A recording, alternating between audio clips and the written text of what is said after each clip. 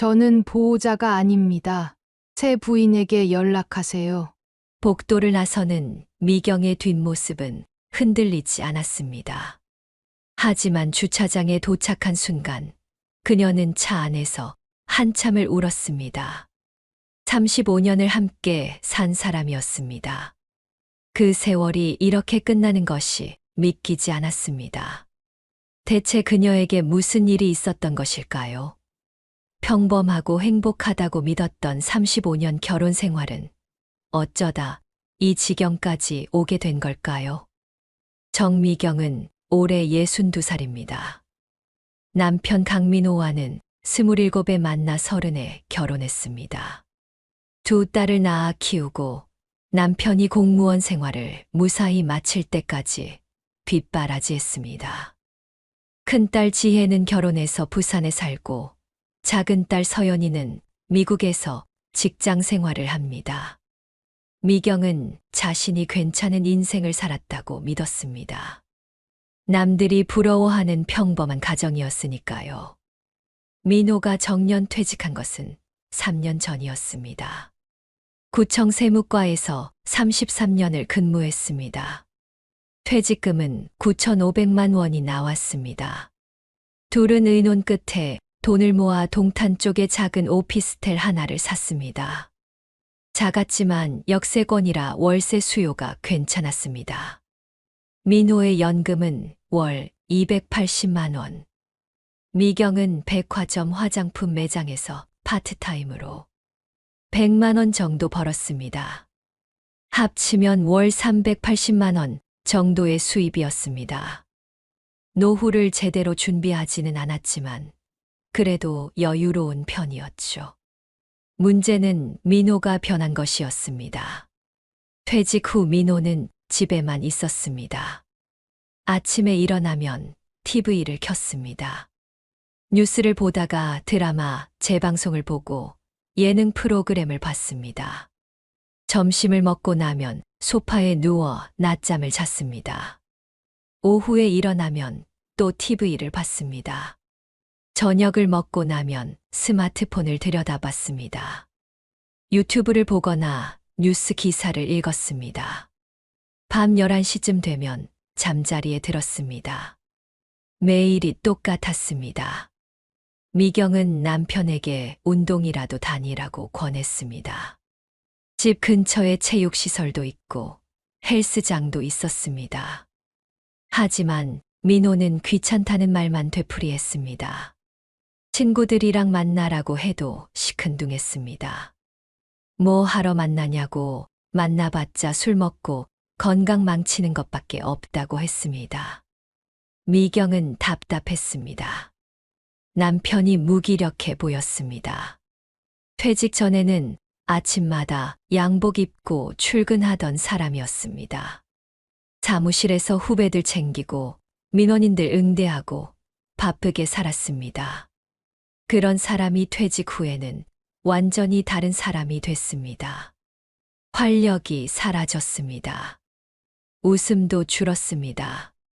대화도 거의 하지 않았습니다. 미경은 친구 수진에게 전화를 걸었습니다. 수진은 미경과 고등학교 동창으로 5년 전 남편과 사별한 뒤 혼자 살고 있었죠. 미경은 하소연했습니다. 우리 남편이 요즘 너무 무기력해. 집에만 있고 TV만 보고 뭘 해도 귀찮대. 수진은 웃으며 말했습니다. 그거 남자들 다 그래. 퇴직하면 할 일이 없으니까. 시간 지나면 나아져. 미경은 한숨을 쉬었습니다. 언제까지 기다려야 돼? 1년? 2년? 사람마다 다르지. 근데 미경아, 너무 신경 쓰지 마, 이 나이에. 남편은 남편 인생이고 너는 내 인생 살아야지. 그냥 너한테 집중해. 전화를 끊고 미경은 생각했습니다. 과연 나아질까? 그런데 어느 날부터 민호가 변하기 시작했습니다.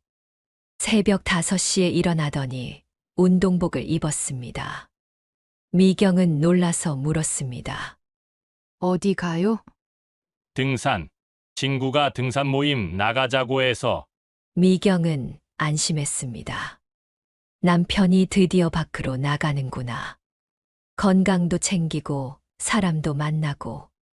다행이다. 민호는 그날부터 주 3회 등산을 나갔습니다. 화요일, 목요일, 토요일. 아침 일찍 나가서 오후에 돌아왔습니다. 일상에 변화가 생긴 것 같았습니다.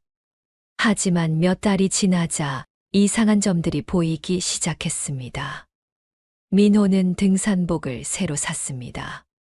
노스페이스 바람막이 점퍼, 등산화, 등산 장비. 합해서 70만 원쯤 들었습니다. 미경은 물었습니다. 등산복이 그렇게 비싼 게 필요해요? 좋은 거 입어야 안전하지. 나이 먹고 다치면 안 되잖아. 미경은 수긍했습니다. 그래도 좀 비싸다 싶었지만 건강을 위한 거니까 괜찮다고 생각했습니다. 그런데 민호는 거기서 멈추지 않았습니다. 어느 날 민호가 머리를 염색하고 왔습니다. 새치가 많았던 머리가 검게 변해 있었습니다. 미경은 놀라서 물었습니다. 머리 염색했어요? 응. 너무 늙어 보이는 것 같아서. 미경은 이상했습니다. 남편은 평생 염색 같은 거 관심 없던 사람이었습니다. 새치가 늘어도 그냥 뒀습니다. 자연스럽게 늙는 게 뭐가 나쁘냐고 했습니다. 그런 사람이 갑자기 염색을 했습니다. 며칠 뒤 민호는 향수를 샀습니다. 백화점에서 산 디올 향수였습니다. 15만 원짜리였습니다. 미경은 물었습니다. 향수는 왜 샀어요? 등산하고 나면 땀 냄새 나잖아. 그게 싫어서. 미경은 이해가 안 됐습니다. 샤워하면 되는데 왜 향수까지? 하지만 더 묻지 않았습니다. 남편이 외모에 신경 쓰는 게 나쁜 건 아니니까요. 그런데 민호의 변화는 계속됐습니다. 어느 날 미경은 남편의 옷장을 정리하다가 새 옷들을 발견했습니다. 폴로 셔츠, 청바지, 가죽 재킷. 모두 새 옷이었습니다. 가격표를 보니 합해서 100만 원은 넘었습니다. 미경은 남편에게 물었습니다. 이 옷들 언제 샀어요? 지난주에 옷이 너무 낡아서. 집에 옷 많잖아요. 왜 이렇게 또 샀어요? 내 돈으로 내가 사는 건데 왜 간섭해? 연금 받아서 쓰는 거잖아. 미경은 할 말을 잃었습니다. 그날 밤 미경은 잠이 오지 않았습니다. 뭔가 이상했습니다. 남편의 변화가 너무 급격했습니다. 염색, 향수, 새 옷, 그리고 등산 모임. 뭔가 숨기고 있는 것 같았습니다. 어느 토요일, 미경은 남편의 옷을 세탁하다가 재킷 주머니에서 영수증을 발견했습니다. 이태원의 한 레스토랑이었습니다. 19만 8천 원. 날짜는 지난주 목요일이었습니다. 미경은 영수증을 들고 거실로 나갔습니다. 민호는 소파에 앉아 TV를 보고 있었습니다. 미경은 영수증을 남편 앞에 내밀었습니다. 이게 뭐예요? 민호는 영수증을 보더니 잠시 멈칫했습니다. 그리고는 대수롭지 않게 말했습니다. 등산 모임 사람들이랑 밥 먹은 거야. 거의 20만 원이나 하는 식사를요. 등산하고 나서요. 사람이 몇 명인데 나 혼자 먹은 것도 아니고. 뭐가 문제야? 등산 모임에 사람 몇 명이나 돼요? 한 10명. 여자도 있어요? 있지. 반 정도는 여자야. 그냥 건강 모임이야. 왜 이렇게 캐묻는 거야? 미경은 더 이상 묻지 않았습니다. 하지만 마음 한편이 불편했습니다. 민호의 표정이 예전과 달랐기 때문입니다. 집에 있을 때는 무기력했지만 등산 가는 날 아침이면 표정이 살아났습니다. 세수하고 면도하고 거울 앞에서 머리를 정성스럽게 빗었습니다. 옷도 신경 써서 입었습니다. 향수도 뿌렸습니다. 마치 데이트라도 가는 것처럼. 미경은 친구 수진에게 다시 전화했습니다. 수진아, 우리 남편이 요즘 이상해. 등산 모임 나간다고 하는데 뭔가 수상해. 왜? 뭐가 이상한데? 머리 염색하고 향수 뿌리고 새 옷 사 입고 그리고 비싼 식당에서 밥 먹고 원래 등산 모임이 그런 건가? 미경아, 혹시 그거 바람 아니야? 말도 안 돼. 우리 남편이 그럴 리 없어. 미경아, 나도 그렇게 믿었어. 우리 남편도 절대 안 그럴 거라고. 근데 남자들은 나이 들면 더 위험해. 특히 퇴직하고 나서. 미경은 반박했습니다. 우리 남편은 달라. 35년을 함께 산 사람인데 내가 모르겠어? 그래, 그럼 다행이다. 근데 미경아, 한번 확인해봐. 그게 마음 편해. 전화를 끊고 미경은 생각했습니다. 확인한다고? 어떻게? 그날 밤 미경은 남편의 휴대폰을 볼까 망설였습니다. 하지만 결국 하지 못했습니다. 35년을 함께 산 사람을 의심하고 싶지 않았습니다. 그냥 믿자. 남편을 믿자. 석 달이 더 지났습니다. 민호의 외출은 점점 잦아졌습니다. 등산 모임은 주 3회에서 주 4회로 늘었습니다. 거기에 친구들 모임, 동창회까지 더해졌습니다. 한 주에 5일은 밖에 있었습니다. 집에 있는 날은 이틀뿐이었습니다. 반면 집에서는 미경과 대화를 거의 하지 않았습니다. 밥상을 차려줘도 고맙다는 말이 없었습니다. TV를 보면서도 딴 생각을 하는 것처럼 보였습니다. 미경이 말을 걸어도 건성으로 대답했습니다. 그러다 휴대폰이 울리면 얼굴이 환해지며 방으로 들어가 문을 닫았습니다. 통화하는 목소리는 들리지 않았지만 웃음소리는 들렸습니다. 미경은 점점 불안해졌습니다. 백화점 매장에서 일하는 동안에도 남편 생각이 났습니다. 지금 뭐 하고 있을까? 정말 등산만 하는 걸까? 아니면 다른 여자를 만나는 걸까? 생각이 꼬리를 물었습니다. 어느 날 매장 동료 은희가 물었습니다. 언니, 요즘 안색이 안 좋아요. 무슨 일 있어요? 아니야. 그냥 좀 피곤해서. 너무 무리하지 마세요. 건강이 제일 중요해요. 알았어. 고마워. 하지만 마음은 편치 않았습니다. 미경은 친구 수진에게 다시 연락해서 카페에서 만났습니다.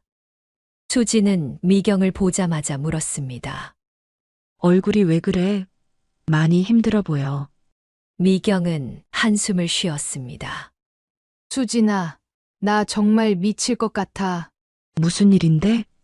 미경은 지난 3개월간의 일들을 털어놨습니다.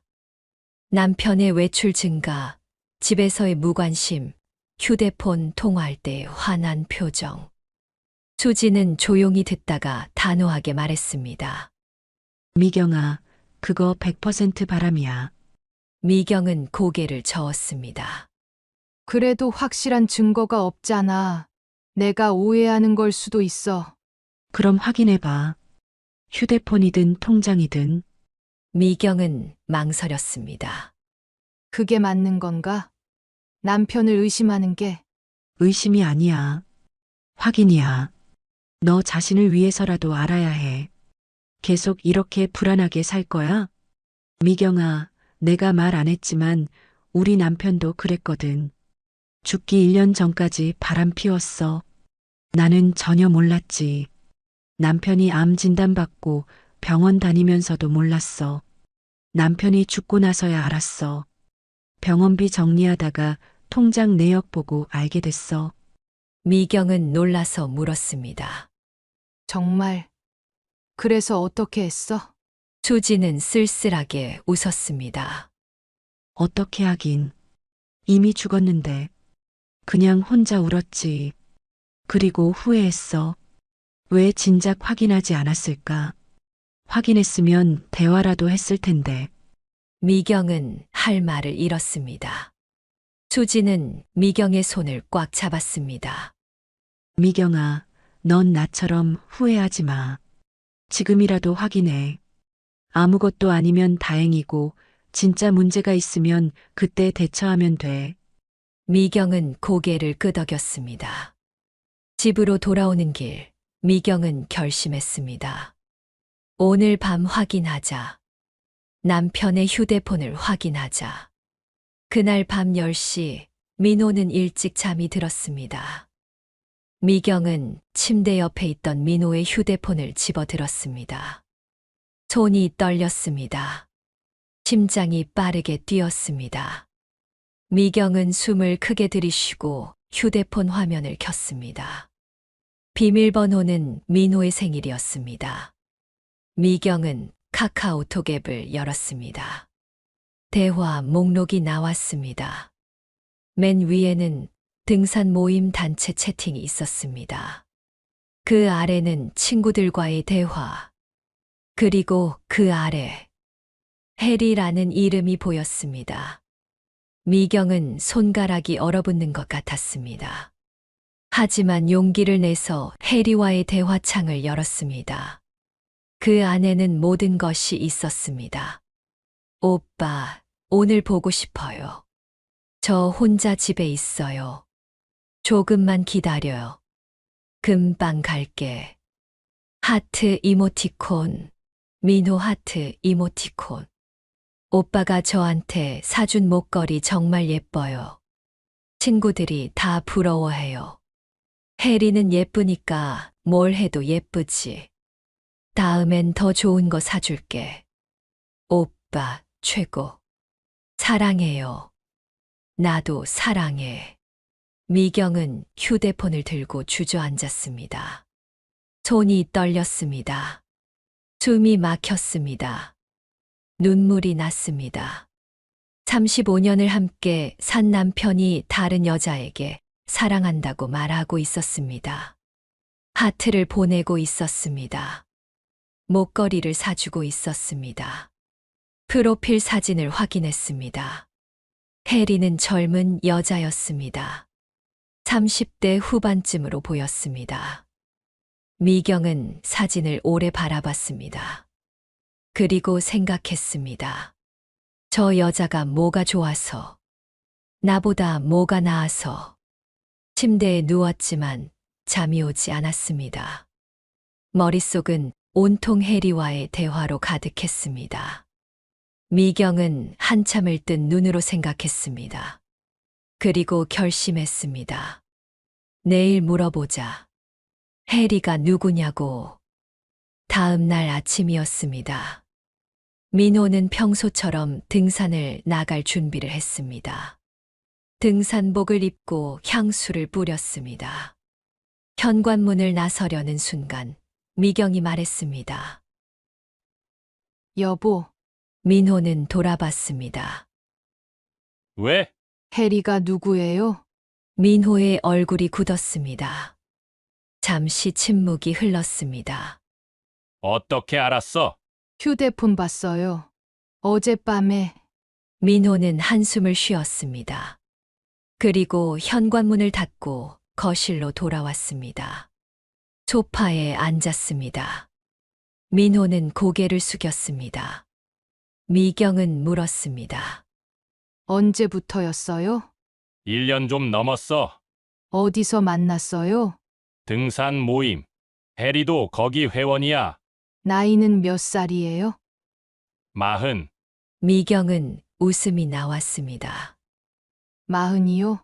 저보다 22살 어리네요. 민호는 변명하듯 말했습니다. 나도 어쩔 수 없었어. 그냥 그렇게 됐어. 어쩔 수 없었다고요?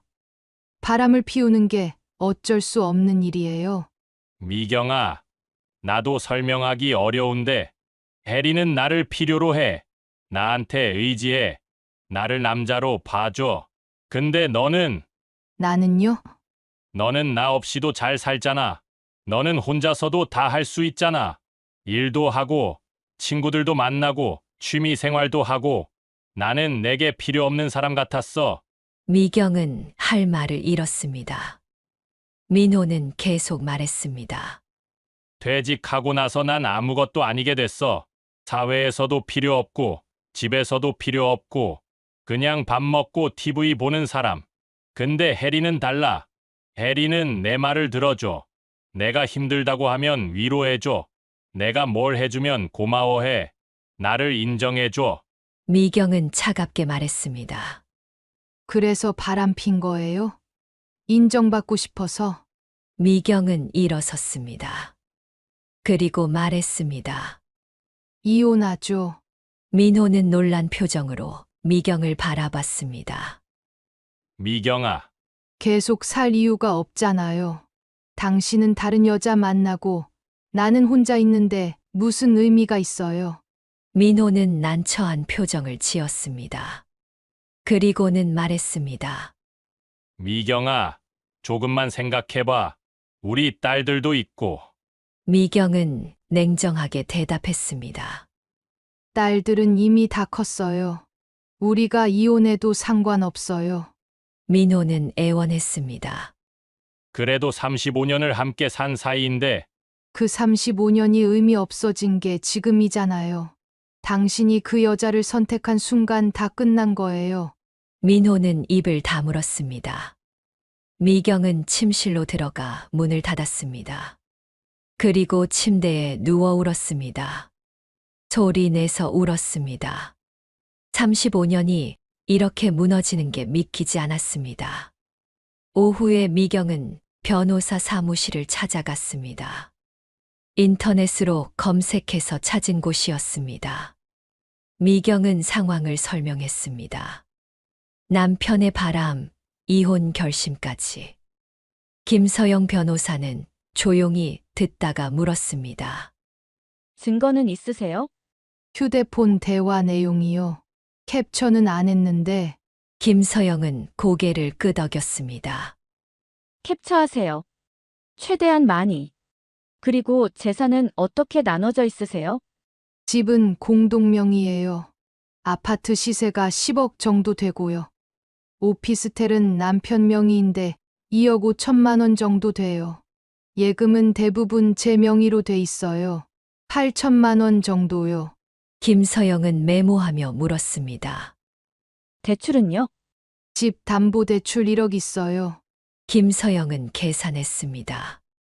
그럼 순자산이 집 10억, 오피스텔 2억 5천, 예금 8천, 합해서 13억 3천만 원이네요. 반씩 나누면 각자 6억 6천 정도로 나누시면 될 것 같습니다. 미경은 물었습니다. 남편이 동의하지 않으면요. 바람 피운 증거가 있으니 재판 이혼하면 됩니다. 승소는 문제 없어요. 다만 시간이 6개월에서 1년 정도 걸립니다. 협의 이혼이면 금방 끝나고요. 미경은 고개를 끄덕였습니다. 알겠습니다. 일단 남편한테 협의 이혼 제안해 볼게요. 김서영은 명함을 건네며 말했습니다. 힘든 시간이시겠지만 잘 이겨내실 거예요. 필요하면 언제든 연락 주세요. 미경은 변호사 사무실을 나와 집으로 돌아왔습니다. 민호는 집에 있었습니다. 거실 소파에 앉아 멍하니 TV를 보고 있었습니다. 미경은 민호 앞에 섰습니다. 그리고 말했습니다. 협의 이혼해요. 재산은 반씩 나누고 한 달 안에 정리하죠. 민호는 미경을 바라봤습니다. 그리고 한숨을 쉬었습니다. 정말 이렇게까지 해야 돼? 당신이 해리를 안 만난다고 각 썼으면 생각해 볼게요. 민호는 고개를 저었습니다. 그건 안 돼. 미경은 차갑게 웃었습니다. 그럼 할 말 없네요. 미경은 서류를 민호에게 건넸습니다. 민호는 서류를 받아들고 한참을 보다가 도장을 찍었습니다. 미경도 도장을 찍었습니다. 그렇게 35년의 결혼이 종이 한 장으로 끝났습니다. 재산 분할은 변호사의 조언대로 진행됐습니다. 집은 미경이 가지기로 했습니다. 대신 민호는 오피스텔과 3억을 가졌습니다. 민호는 짐을 쌌습니다. 옷, 책, 개인 물건들. 큰 트렁크 2개에 다 들어갔습니다. 35년의 흔적이 트렁크 2개였습니다. 민호는 짐을 들고 현관으로 나갔습니다. 현관문이 닫히는 소리가 들렸습니다. 미경은 그제야 주저앉았습니다. 그리고 울었습니다. 소리 내서 울었습니다. 35년이 이렇게 끝났습니다. 미경은 밤새 잠을 이루지 못했습니다. 천장을 바라보며 지난 35년을 떠올렸습니다. 결혼식 날, 딸들 낳던 날, 함께 여행 갔던 날들. 모든 기억이 스쳐 지나갔습니다. 그리고 생각했습니다. 그게 다 의미 없었나? 그 시간들이 다 거짓이었나? 눈물이 또 났습니다. 3개월이 지났습니다. 미경은 조금씩 일상을 회복하기 시작했습니다. 아침에 일어나 산책을 하고 집안 청소를 했습니다. 백화점 일도 계속했습니다. 손님들을 대하고 화장품을 판매하고 웃으며 인사했습니다. 겉으로는 괜찮아 보였습니다. 하지만 집에 돌아오면 공허했습니다. 텅 빈 집, 혼자 먹는 저녁, 아무도 없는 거실. 미경은 TV를 켰지만 내용이 들어오지 않았습니다. 그냥 소리만 들렸습니다. TV 소리, 음악, 광고. 그게 집을 채워줬습니다. 친구들과의 모임에도 나갔습니다. 수진, 명수, 정혜. 고등학교 동창들이었습니다. 한 달에 한 번씩 만나 밥을 먹고 수다를 떨었습니다. 친구들은 미경을 위로했습니다. 잘한 거야. 그런 남자랑 살 필요 없어. 이제 너 인생 살아. 미경은 고개를 끄덕였습니다. 응, 그래야지. 하지만 마음속 깊은 곳엔 여전히 상처가 남아 있었습니다. 밤마다 악몽을 꿨습니다. 민호와 해리가 함께 웃는 꿈. 민호가 해리에게 목걸이를 걸어주는 꿈. 미경이 그걸 지켜보는 꿈. 꿈에서 깨면 식은땀이 흘렀습니다. 심장이 두근거렸습니다. 다시 잠들기 어려웠습니다. 그러던 어느 날 민호에게서 전화가 왔습니다. 미경은 휴대폰 화면을 보고 망설였습니다. 받을까 말까. 결국 받지 않았습니다. 하지만 민호는 계속 전화를 걸었습니다. 1번, 2번, 3번. 결국 미경은 전화를 받았습니다. 여보세요. 미경아, 나 좀 만나줄 수 있어? 얼굴 보고 이야기하자. 만날 이유가 없잖아요. 민호는 간청했습니다. 제발, 할 말이 있어. 딱 한 번만. 미경은 한참을 망설이다가 대답했습니다. 어디서요? 집 근처 카페. 내가 자주 가던 그 카페. 미경은 약속을 잡았습니다. 다음 날 오후 2시. 약속 시간에 미경은 카페에 갔습니다. 민호는 이미 와 있었습니다. 구석 자리에 앉아 커피를 마시고 있었습니다. 미경은 민호를 보고 놀랐습니다. 민호는 초췌해 보였습니다. 얼굴은 야위었고 눈빛은 흐렸습니다. 머리는 염색이 빠져 새치가 보였고 옷도 구겨져 있었습니다. 미경은 민호 앞에 앉았습니다. 무슨 일이에요? 민호는 한참을 망설이다가 말했습니다. 해리한테 차였어. 미경은 놀라지 않았습니다. 그냥 담담하게 물었습니다. 왜요? 민호는 쓴웃음을 지었습니다. 내가 돈이 없잖아. 해리는 처음엔 괜찮다고 했어. 나이는 중요하지 않다고. 마음만 있으면 된다고. 근데 시간이 지나니까 달라지더라. 자꾸 돈 얘기를 했어. 여행 가자. 명품 가방 사달라. 차 바꾸고 싶다. 나는 연금으로 겨우 생활비 내는데 그런 걸 어떻게 해줘? 미경은 커피를 한 모금 마시며 들었습니다. 민호는 계속 말했습니다. 그래서 오피스텔 담보대출을 받았어. 3천만 원. 그걸로 해리 차 할부금 내줬어. BMW 시리즈. 월 80만 원씩 나가. 근데 그것도 모자라더라. 해리는 나한테 오피스텔을 팔아서 같이 카페라도 하자고 했어. 투자금 2억 필요하대. 나는 거절했어. 오피스텔 팔면 나는 뭘로 살아? 그랬더니 해리가 화를 내더라. 나한테 사랑이 없냐고. 진심이 아니었냐고. 미경은 물었습니다. 그래서요? 민호는 고개를 숙였습니다. 헤어지자고 하더라. 자기는 미래가 없는 남자랑은 못 있겠대.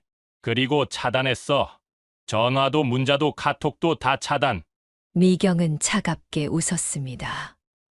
당연한 일 아니에요. 해리는 당신 돈을 원했던 거죠. 사랑이 아니었어요. 민호는 눈물을 글썽였습니다. 나도 이제 알아. 내가 바보였어. 해리는 나를 사랑한 게 아니었어. 그냥 이용한 거야. 미경은 물었습니다. 그래서 저한테 온 거예요? 미경아, 미안해. 내가 정말 바보였어. 다시 시작할 수 없을까? 미경은 단호하게 대답했습니다. 안 돼요. 민호는 애원했습니다. 제발.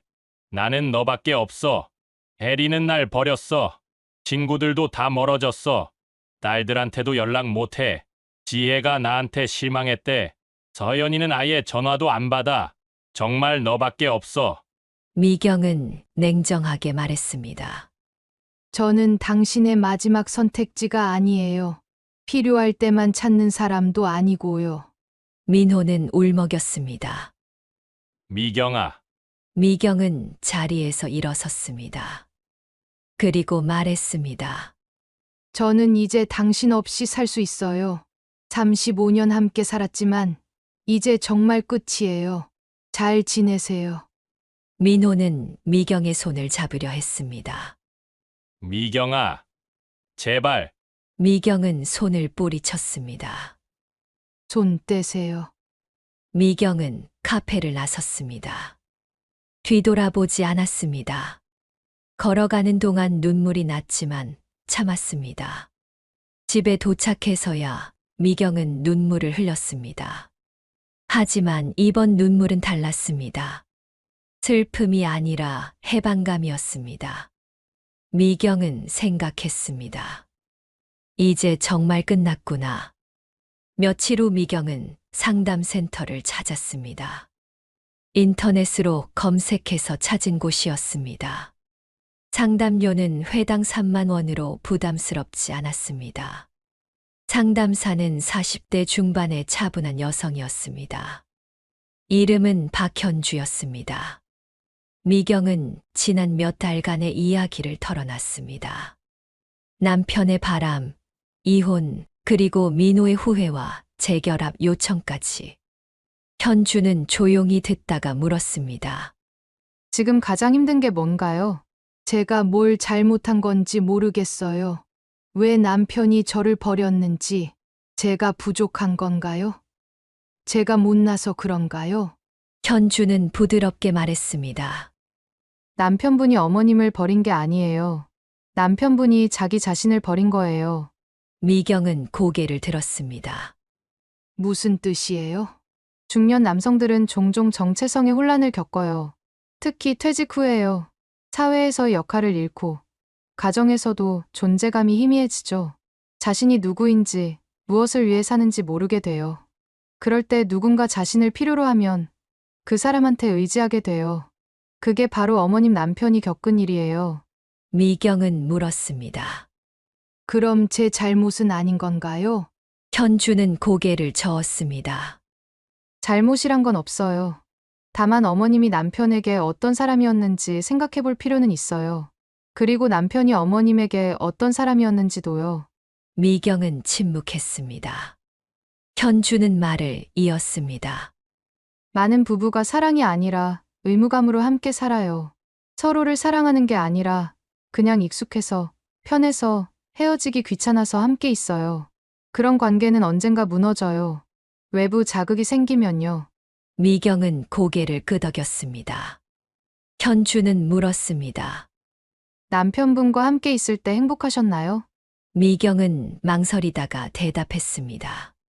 잘 모르겠어요. 불행하지는 않았어요. 그냥 평범했어요.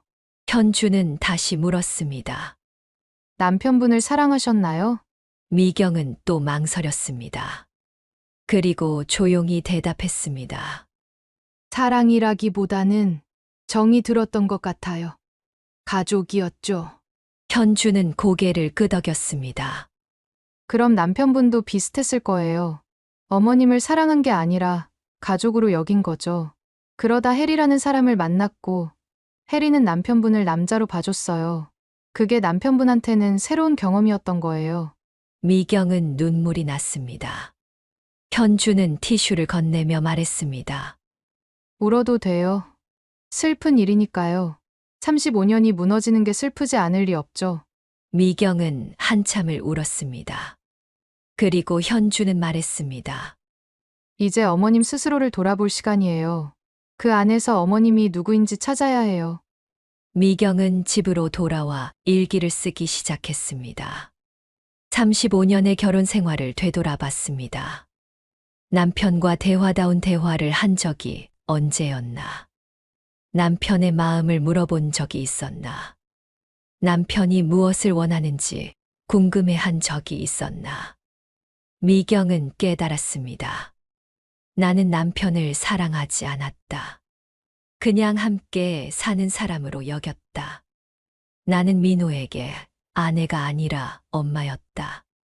밥 차려주고 빨래해주고 집안일 하는 사람.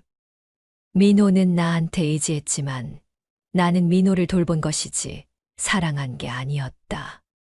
그냥 의무감이었다.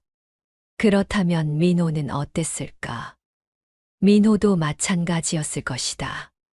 나를 사랑한 게 아니라 집안일 해주는 사람으로 여겼을 것이다. 둘은 사랑이 아니라 의무감으로 함께 살았다. 그러니 민호가 혜리에게 간 것도 이해가 된다. 혜리는 민호를 필요로 했으니까. 민호는 누군가에게 필요한 사람이 되고 싶었으니까. 미경은 펜을 내려놨습니다. 그리고 생각했습니다.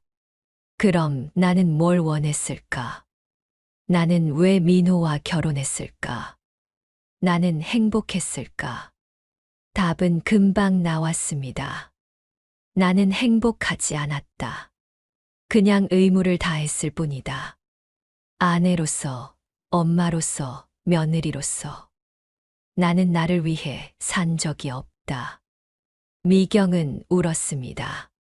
하지만 이번엔 억울해서가 아니라 슬퍼서 울었습니다. 35년을 살았지만 나를 위해 산 적이 없었습니다. 늘 누군가를 위해 살았습니다. 남편을 위해, 딸들을 위해, 시부모를 위해. 나는 어디 있었을까? 상담은 일주일에 한 번씩 계속됐습니다. 현주는 미경에게 과제를 줬습니다. 나를 위한 시간을 가져보세요. 좋아하는 걸 해보세요. 누군가를 위한 게 아니라 오롯이 나를 위한 것을요. 미경은 생각했습니다. 나는 뭘 좋아하지? 오랜 고민 끝에 답을 찾았습니다. 책. 미경은 책 읽는 걸 좋아했습니다.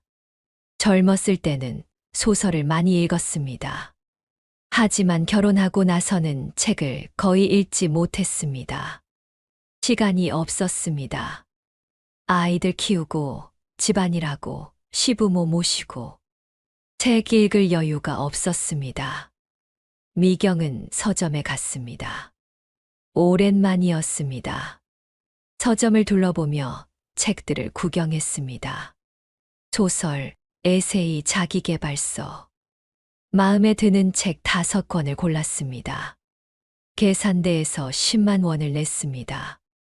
아깝지 않았습니다. 오히려 기분이 좋았습니다. 집에 돌아와 책을 읽기 시작했습니다. 저녁을 먹고 설거지를 하고 TV를 끄고 책을 펼쳤습니다. 소파에 앉아 책장을 넘겼습니다. 이야기가 펼쳐졌습니다. 미경은 빠져들었습니다. 시간이 흘러 시계를 보니 밤 11시였습니다. 어느새 2시간이 지난 것을 보고 미경은 놀랐습니다. 오랜만에 나를 위한 시간이었습니다. 그날 밤 미경은 편안하게 잠들었습니다. 미경은 요가 수업도 등록했습니다. 집 근처 복지관에서 하는 수업이었습니다. 주 2회, 화요일과 목요일 오전 10시. 수강료는 월 8만 원이었습니다. 미경은 수업에 처음 갔을 때 긴장했습니다. 사람들이 많았습니다. 대부분 50대에서 60대 여성들이었습니다. 강사는 30대 여성이었습니다. 이름은 김나라였습니다. 나라는 밝은 목소리로 인사했습니다. 안녕하세요. 오늘 처음 오신 분 있나요? 나라는 웃으며 말했습니다. 환영합니다. 천천히 따라하시면 돼요. 무리하지 마시고요.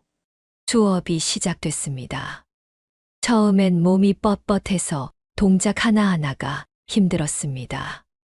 다리를 쭉 뻗는 것도 어려웠고 허리를 숙이는 것도 힘들었습니다. 하지만 나라는 계속 격려했습니다. 괜찮아요. 천천히 하세요. 무리하지 마시고 자기 몸에 집중하세요.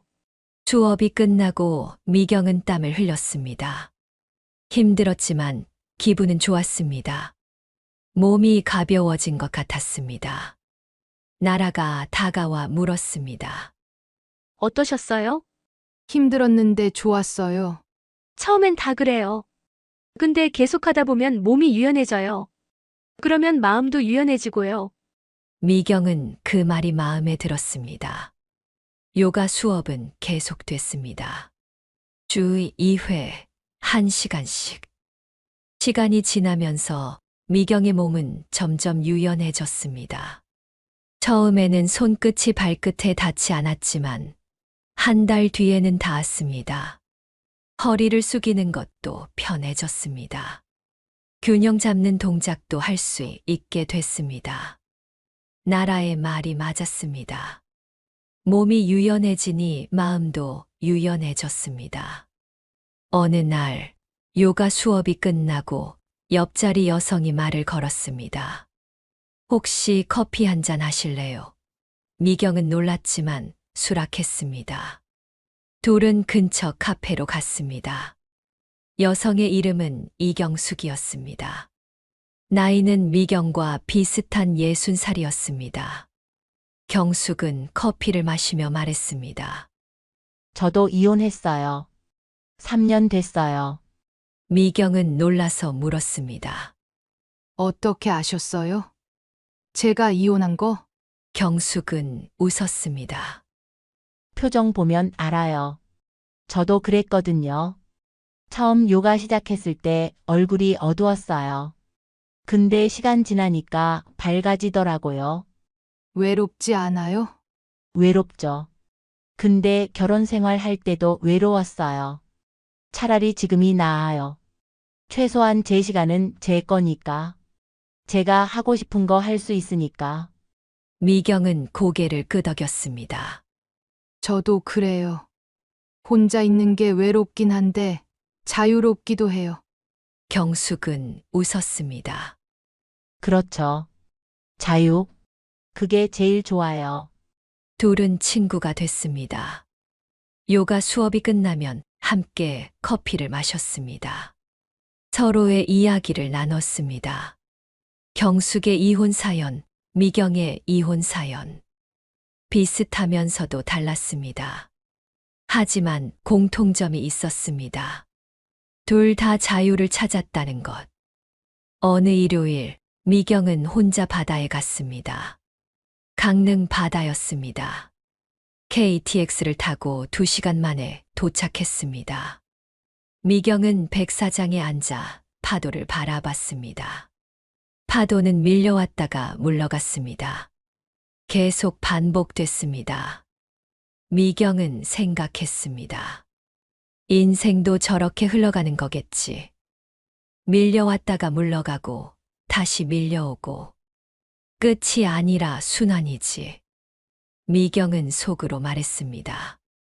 이제 나는 나를 위해 살아야겠다.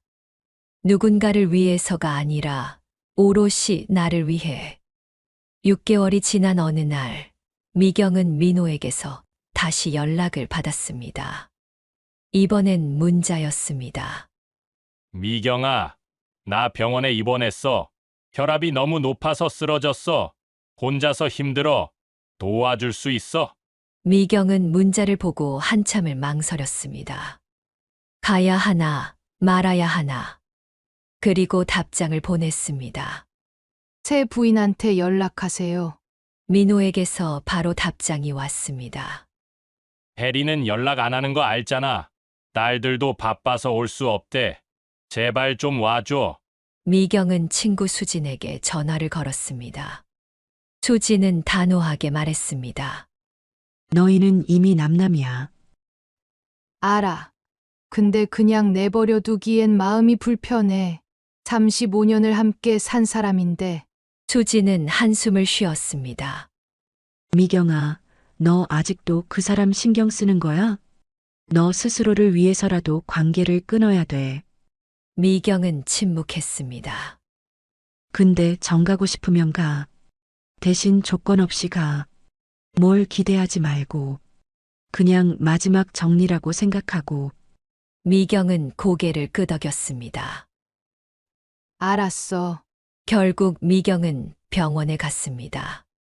민호는 7층 병실에 입원해 있었습니다. 얼굴은 창백했고 몸은 더욱 야위어 보였습니다.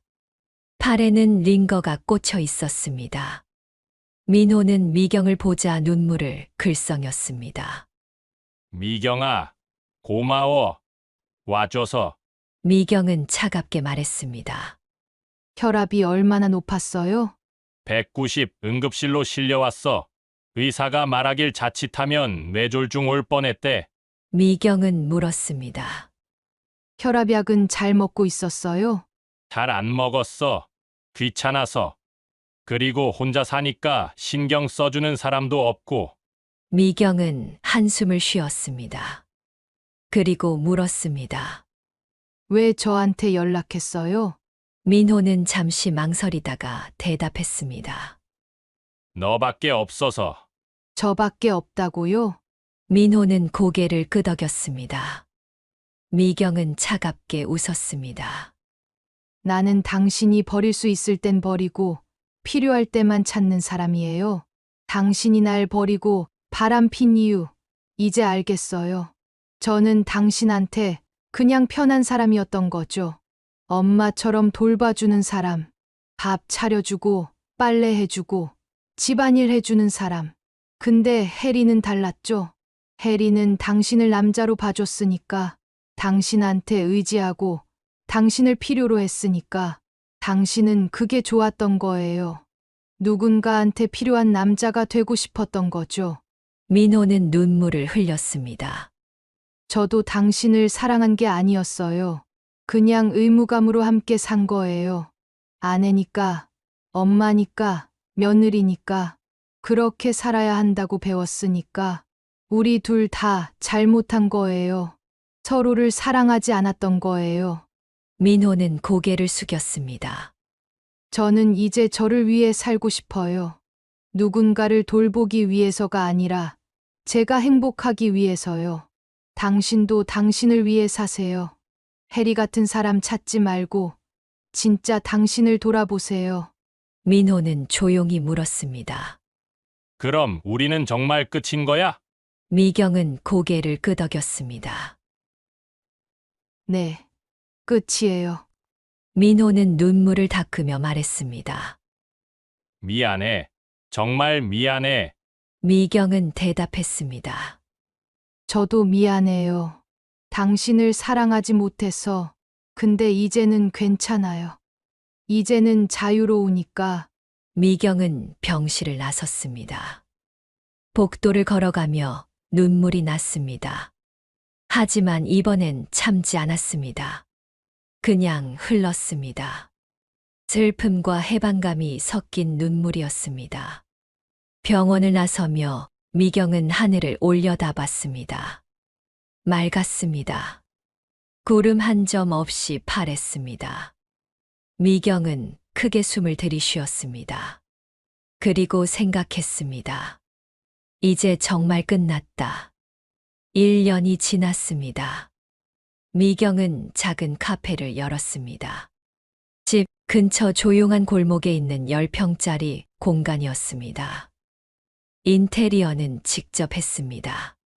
원목 테이블 3개, 의자 6개, 화분 10개, 벽에는 그림 몇 점. 소박했지만 따뜻했습니다. 카페 이름은 혼자만의 시간이었습니다. 미경이 직접 지은 이름이었습니다. 혼자 있는 시간이 소중하다는 의미였습니다. 손님은 많지 않았습니다. 하루 평균 10명 정도였죠. 대부분 동네 주민들이었습니다. 미경은 손님들에게 커피를 내리고 간단한 대화를 나눴습니다. 수익은 많지 않았습니다. 한 달 매출은 300만 원 정도였습니다. 거기서 월세 100만 원, 재료비 80만 원, 공과금 30만 원을 빼면 순이익은 90만 원 정도였죠. 하지만 미경은 만족했습니다. 돈을 많이 버는 게 목적이 아니었으니까요. 나를 위한 공간, 나를 위한 시간을 갖는 게 목적이었습니다. 어느 날 큰딸 지혜가 카페에 찾아왔습니다. 지혜는 부산에서 KTX를 타고 올라왔습니다. 카페 문을 열고 들어서며 주위를 둘러봤습니다. 엄마, 여기 분위기 좋다. 미경은 웃었습니다. 그치. 엄마가 직접 꾸몄어. 엄마 요즘 표정이 정말 좋아. 예전과 달라. 뭐가 어떻게 다른데? 밝아졌어. 예전엔 항상 뭔가 무거운 표정이었는데 지금은 가벼워 보여. 편안해 보이고. 미경은 고개를 끄덕였습니다. 응. 행복해. 지혜는 조심스럽게 물었습니다. 아빠는 어떻게 지내? 모르겠어. 연락 안 해. 병원에서 본 게 마지막이야.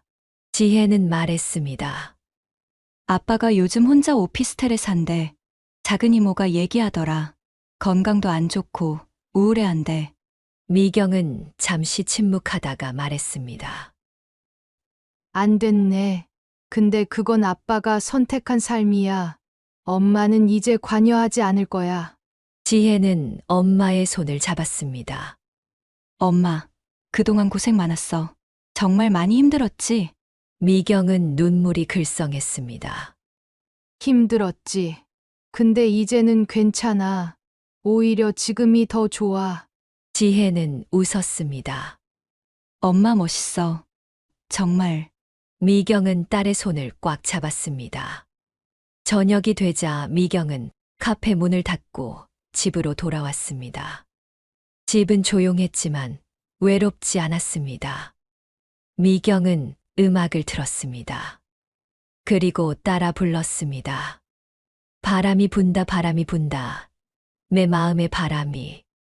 미경은 저녁을 차렸습니다. 간단한 샐러드와 와인 한 잔. 혼자 먹는 식사였지만 풍족했습니다. 테이블을 예쁘게 차리고 양초를 켰습니다. 느긋하게 먹었습니다. 급할 것도 없었고 누가 재촉하지도 않았습니다. 식사를 마치고 설거지를 했습니다. 그리고 소파에 앉아 책을 펼쳤습니다. 최근에 산 에세이였습니다.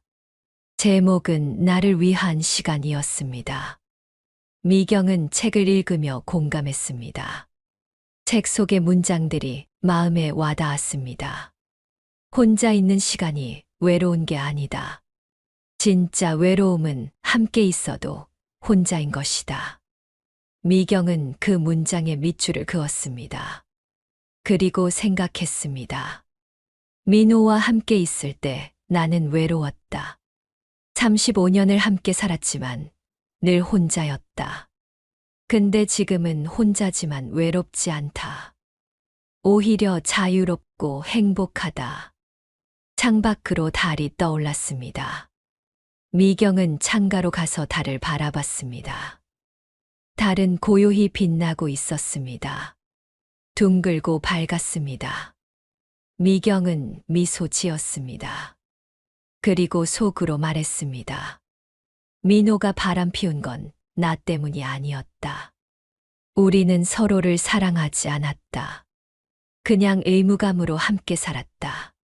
그래서 헤어진 것이다. 그리고 이제 나는 나를 사랑하며 살 것이다. 미경는 와인잔을 들고 달을 향해 건배했습니다. 나를 위하여, 나의 자유를 위하여, 나의 행복을 위하여. 그리고 와인을 한 모금 마셨습니다. 달콤하고 부드러웠습니다. 목으로 넘어가며 온몸이 따뜻해졌습니다. 미경은 만족스러웠습니다. 앞으로의 삶이 기대됐습니다. 어떤 일들이 펼쳐질지, 어떤 사람들을 만날지, 어떤 경험을 하게 될지, 모든 게 궁금했습니다. 하지만 두렵지 않았습니다. 이제 미경은 혼자서도 잘 살 수 있었으니까요.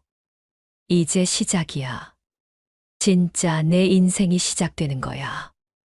미경은 편안하게 잠들었습니다. 마무리 인생의 후반에 찾아온 이혼은 끝이 아니라 새로운 시작이었습니다. 35년의 결혼이 무너졌을 때 정미경은 자신을 돌아봤습니다. 그리고 깨달았습니다. 남편의 바람은 나 때문이 아니었다는 것을. 우리는 서로를 사랑하지 않았고 의무감으로만 함께 살았다는 것을. 진짜 사랑은 상대를 필요로 하는 것이 아니라 상대를 있는 그대로 받아들이는 것입니다. 그리고 그 전에 나 자신을 사랑하는 것입니다. 미경은 이제 그 사실을 압니다. 그래서 행복합니다. 오늘 정미경 씨의 이야기는 어떠셨나요? 이혼 후 깨달은 진실, 그리고 새로운 시작. 댓글로 여러분의 생각을 나눠주세요. 여러분의 노후가 행복하길 바랍니다. 구독, 좋아요는 제게 큰 힘이 됩니다. 내가 못 살아 정말. 당장 내 눈앞에서 사라져. 다신 보고 싶지 않아. 미숙은 고개를 푹 숙인 채 아무 말도 하지 못했습니다. 그저 눈물만이 바닥으로 떨어질 뿐이었죠. 노후를 편하게 보내고 싶었을 뿐인데 그녀의 작은 중얼거림은 무거운 침묵 속으로 사라졌습니다. 재미는 거친 숨을 몰아쉬며 미숙을 노려봤습니다. 편하게 보내. 이젠 길바닥에 나 앉지 않으면 다행인 상황이야. 당신 때문에 우리 가족 전부가 망했어. 여보, 나도 이렇게 될 줄 몰랐어. 정말이야. 그 사람이 다 책임진다고. 그 사람. 얼굴도 모르는 사기꾼 말만 믿고 평생 모은 돈을 다 날려? 내가 그렇게 조심하라고, 큰 돈 넣지 말라고 몇 번을 말했어. 내가. 나도 처음엔 그럴 생각이 없었어. 근데 자꾸 돈을 벌어주니까 정말인 줄 알았어. 돈을 벌어줘. 당신 정신 나갔구나. 그게 다 사기 수법이야. 미끼 던져서 홀랑 다 뜯어가는 거라고. 당신 때문에 이제 우리 뭐 먹고 살아. 노후는 개뿔. 당장 내일부터 뭘 해야 할지 생각이나 해봤어? 몰라. 나도 모르겠어. 미안해. 정말 미안해. 오늘 사연의 주인공은 59세 미숙과 그의 남편 재민입니다. 평범한 노후를 꿈꾸던 그들은 어떻게 한순간에 전 재산을 잃게 되었을까요? 그리고 그들의 가족에게는 어떤 이야기가 펼쳐질까요? 이야기 시작하겠습니다. 2024년 3월의 어느 봄날, 김미숙은 회사 앞 벤치에 조용히 앉아 있었습니다. 손에는 퇴직 증서와 통장이 들려 있었죠. 59세. 정년을 채우지 못한 채 명예퇴직이라는 이름으로 회사를 떠나게 된 순간이었습니다. 30년이라는 시간이 이렇게 가볍게 끝나는구나. 미숙은 통장을 들여다보았습니다. 8천만 원. 평생을 아껴 모은 적금과 합치면 8천만 원이 조금 넘는 금액이었죠. 큰 돈이라고 생각했지만 막상 앞으로의 삶을 생각하니 턱없이 부족하게 느껴졌습니다. 회사 건물을 나서는 미숙의 발걸음은 무거웠습니다. 후배들이 준비한 작은 송별회에서도 미소를 억지로 지어야 했죠. 모두들 새로운 시작을 응원한다고 했지만 미숙에게는 그저 끝처럼 느껴질 뿐이었습니다.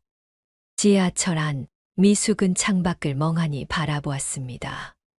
출퇴근길에 매일 보던 익숙한 풍경들이 이제는 낯설게 느껴졌죠. 옆자리에 앉은 젊은 여성이 스마트폰으로 주식 앱을 들여다보고 있었습니다. 와, 또 올랐네. 이번 달에만 100만 원 벌었어. 친구에게 전화하는 목소리가 들렸습니다. 미숙은 자신도 모르게 그쪽을 쳐다보았죠. 젊은 여성의 화면에는 초록색 숫자들이 빠르게 올라가고 있었습니다. 나도 뭔가 해야 하는 거 아닐까. 막연한 불안감이 가슴을 짓눌렀습니다. 재민의 월급만으로는 생활비를 충당하기도 빠듯했죠. 두 아들은 이미 결혼해서 각자의 삶을 살고 있었고, 손주들 용돈이라도 주고 싶은데 그럴 형편도 못했습니다.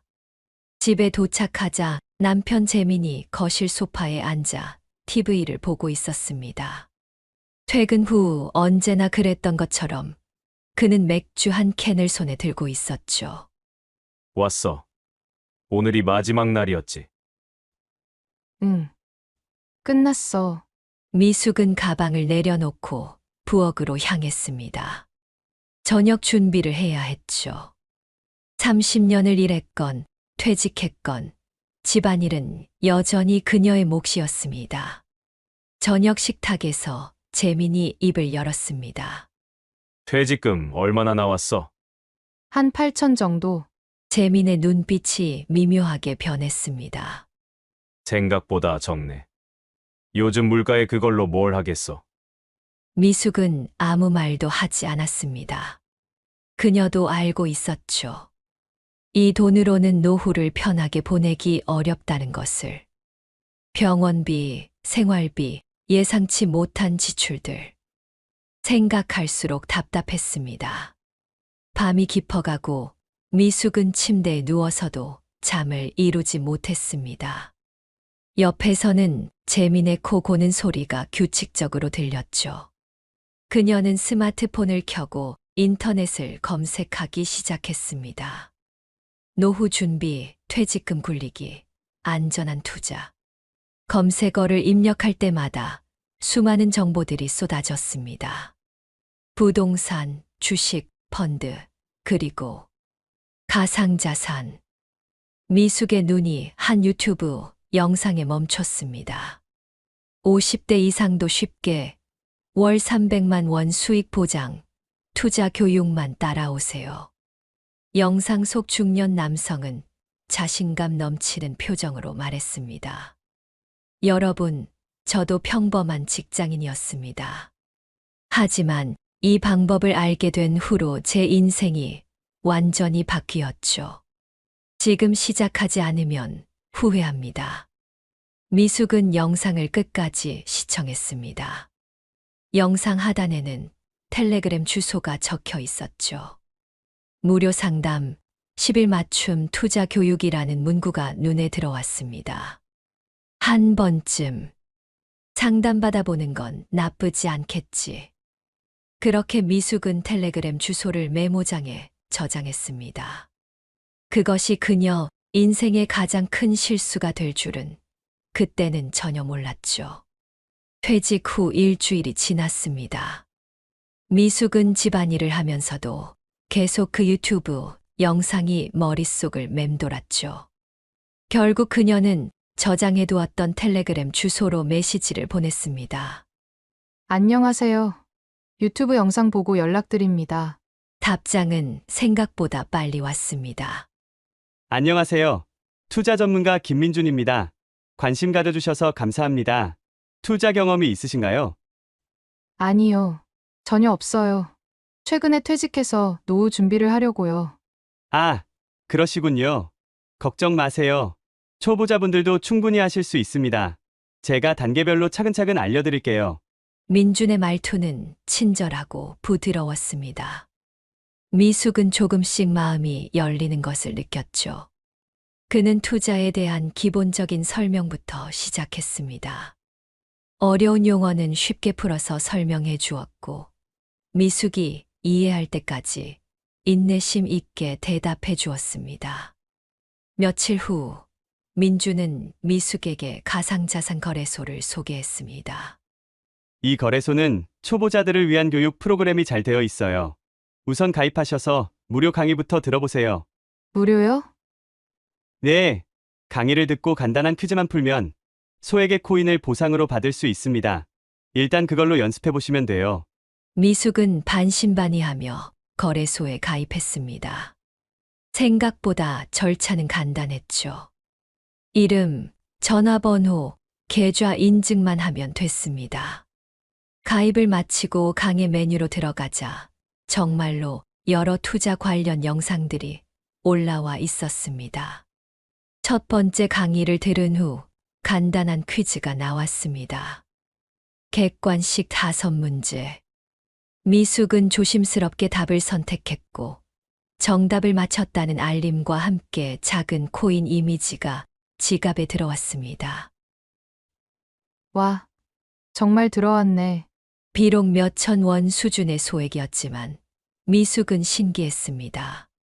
공짜로 돈을 번다는 느낌이 새로웠죠. 그녀는 계속해서 강의를 듣고 퀴즈를 풀었습니다.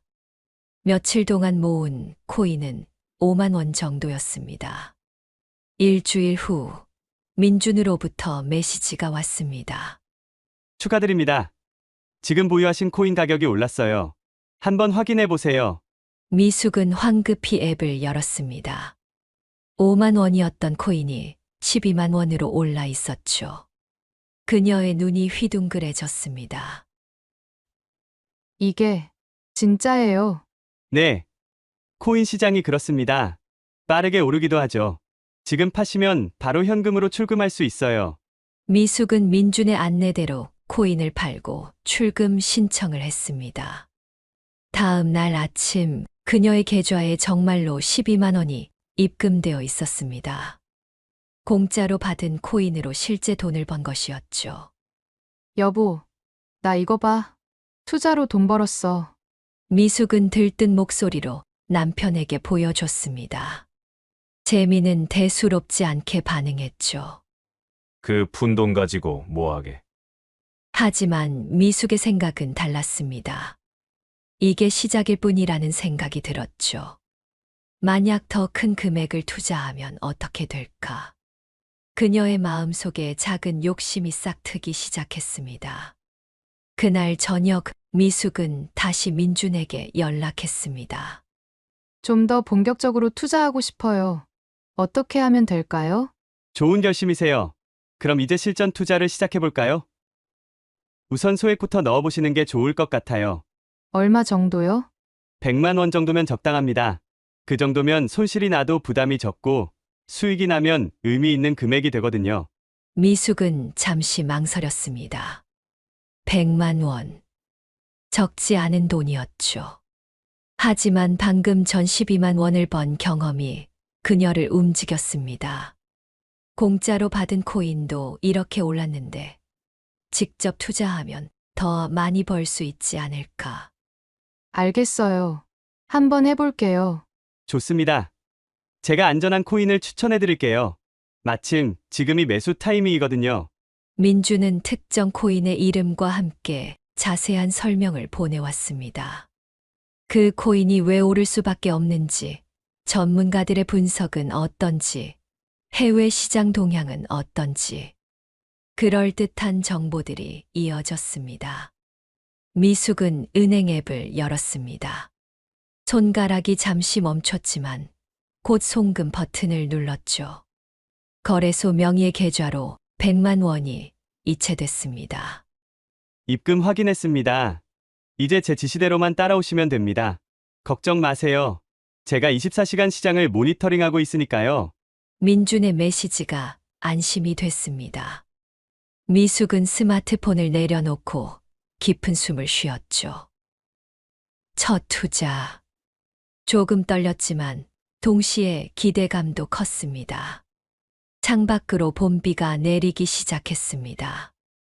미숙은 빗방울이 유리창을 타고 흘러내리는 것을 바라보며 생각했죠. 이제 시작이야. 우리 노후도 이제 걱정 없을 거야. 하지만 그녀는 몰랐습니다. 그 빗방울처럼 자신의 돈도 곧 흔적 없이 사라질 것이라는 사실을요. 100만 원을 투자한 지 사흘이 지났습니다. 미숙은 하루에도 몇 번씩 거래소 앱을 열어봤죠. 민준이 추천한 코인의 가격은 조금씩 오르고 있었습니다. 네 번째 날 아침, 민준로부터 메시지가 왔습니다. 지금 매도하세요. 빨리. 미숙은 깜짝 놀라 앱을 켰습니다. 코인 가격이 급등해 있었죠. 100만 원이 145만 원이 되어 있었습니다. 단 나흘 만에 45만 원의 수익. 미숙의 손이 떨렸습니다. 민준의 지시대로 즉시 매도했고 얼마 후 145만 원이 계좌로 입금됐습니다. 실제 돈이었죠. 미숙은 통장 잔액을 몇 번이나 확인했습니다. 꿈이 아니었습니다. 이렇게 쉽게 버는 거예요. 축하드립니다. 보셨죠? 제 분석을 따라오시면 됩니다. 이게 시작일 뿐이에요. 미숙의 가슴이 두근거렸습니다. 나흘 만에 45만 원. 이런 식이라면 한 달에 몇백만 원도 가능하지 않을까. 그녀의 머릿속에서 계산기가 돌아갔습니다. 저녁 식탁에서 미숙은 재민에게 조심스럽게 말했습니다. 여보, 나 투자로 돈 좀 벌었어. 뭐, 얼마나? 45만 원. 나흘 만에. 재민이 젓가락을 내려놓았습니다. 사기 아니야? 요즘 그런 거 많다던데. 아니야. 실제로 내 통장에 들어왔어. 여기 봐. 미숙은 통장 내역을 보여줬습니다. 재민의 표정이 미묘하게 변했죠. 의심과 부러움이 섞인 눈빛이었습니다. 그래도 조심해. 큰 돈은 넣지 말고. 응, 알겠어. 하지만 미숙의 마음은 이미 다른 곳을 향하고 있었습니다. 그날 밤 그녀는 민준에게 다시 연락했죠. 더 큰 금액을 투자하고 싶어요. 얼마나 생각하세요? 500만 원 정도요. 민준의 답장은 즉시 왔습니다. 좋습니다. 하지만 지금은 시장이 불안정합니다. 다음 주에 큰 기회가 올 것 같아요. 그때까지 기다리시는 게 좋겠어요. 정말요. 어떤 기회인데요? 세계적인 투자 회사가 특정 코인에 대규모 투자를 한다는 내부 정보입니다. 아직 공개되지 않은 정보라 조심해야 하지만 이걸 아는 사람들은 지금 준비하고 있어요. 미숙의 눈이 반짝였습니다. 내부 정보. 남들이 모르는 특별한 기회. 그녀는 이미 그 달콤한 유혹에 빠져들고 있었습니다. 일주일 후, 민준이 약속한 그날이 왔습니다. 지금입니다. 500만 원 준비되셨죠? 이 코인으로 매수하세요. 서두르세요. 미숙은 손이 떨렸지만 곧바로 송금했습니다. 500만 원. 큰 돈이었죠. 하지만 지난번 성공 경험이 그녀를 대담하게 만들었습니다. 민준의 지시대로 특정 코인을 매수했습니다.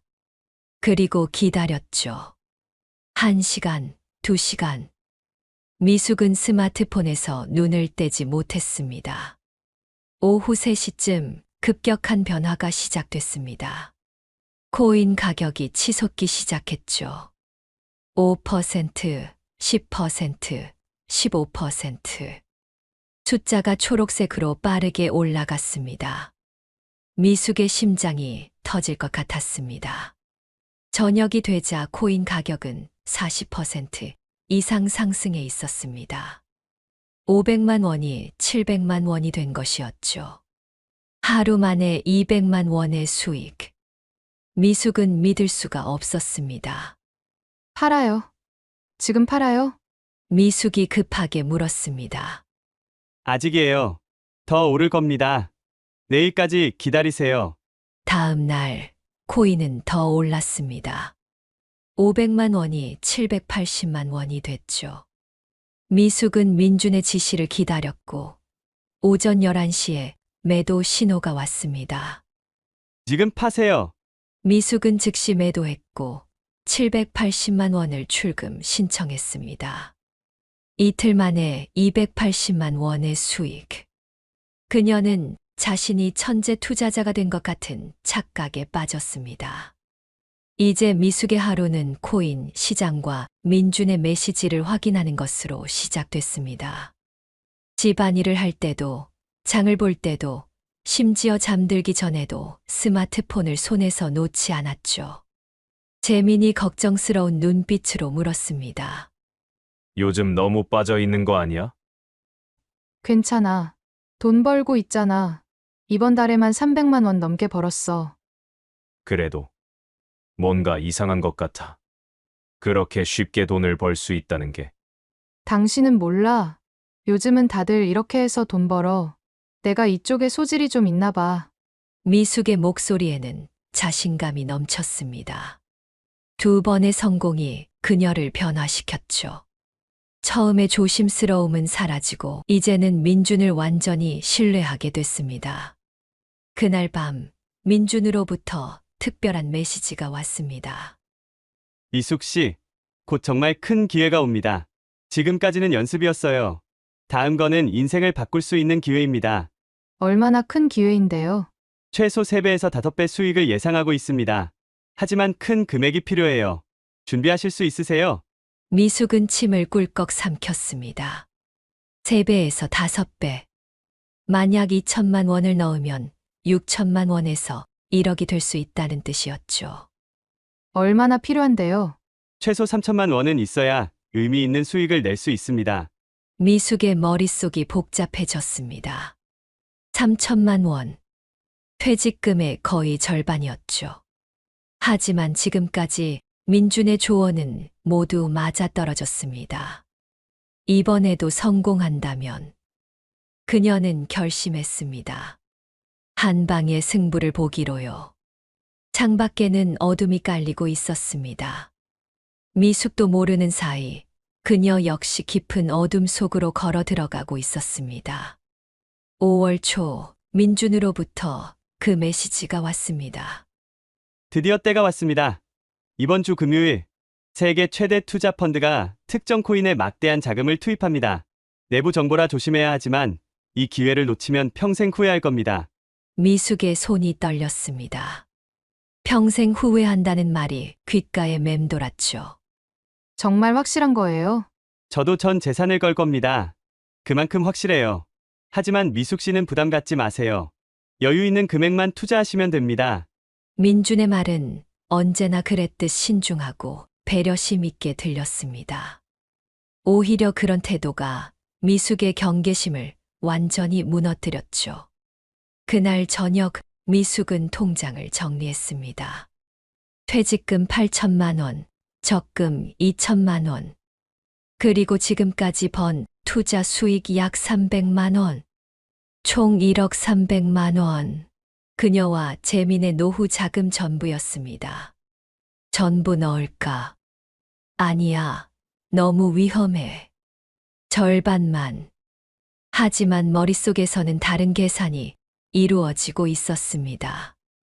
4천만 원을 넣어서 3배가 되면 1억 2천만 원. 5배가 되면 2억. 그 돈이면 진짜 노후 걱정이 없을 텐데. 미숙은 재민에게 조심스럽게 이야기를 꺼냈습니다. 여보, 이번에 정말 큰 기회가 왔어. 투자 좀 더 하고 싶은데. 재민이 TV에서 눈을 떼고 미숙을 쳐다봤습니다. 얼마나 더 하려고? 한 4천만 원 정도. 뭐, 미쳤어.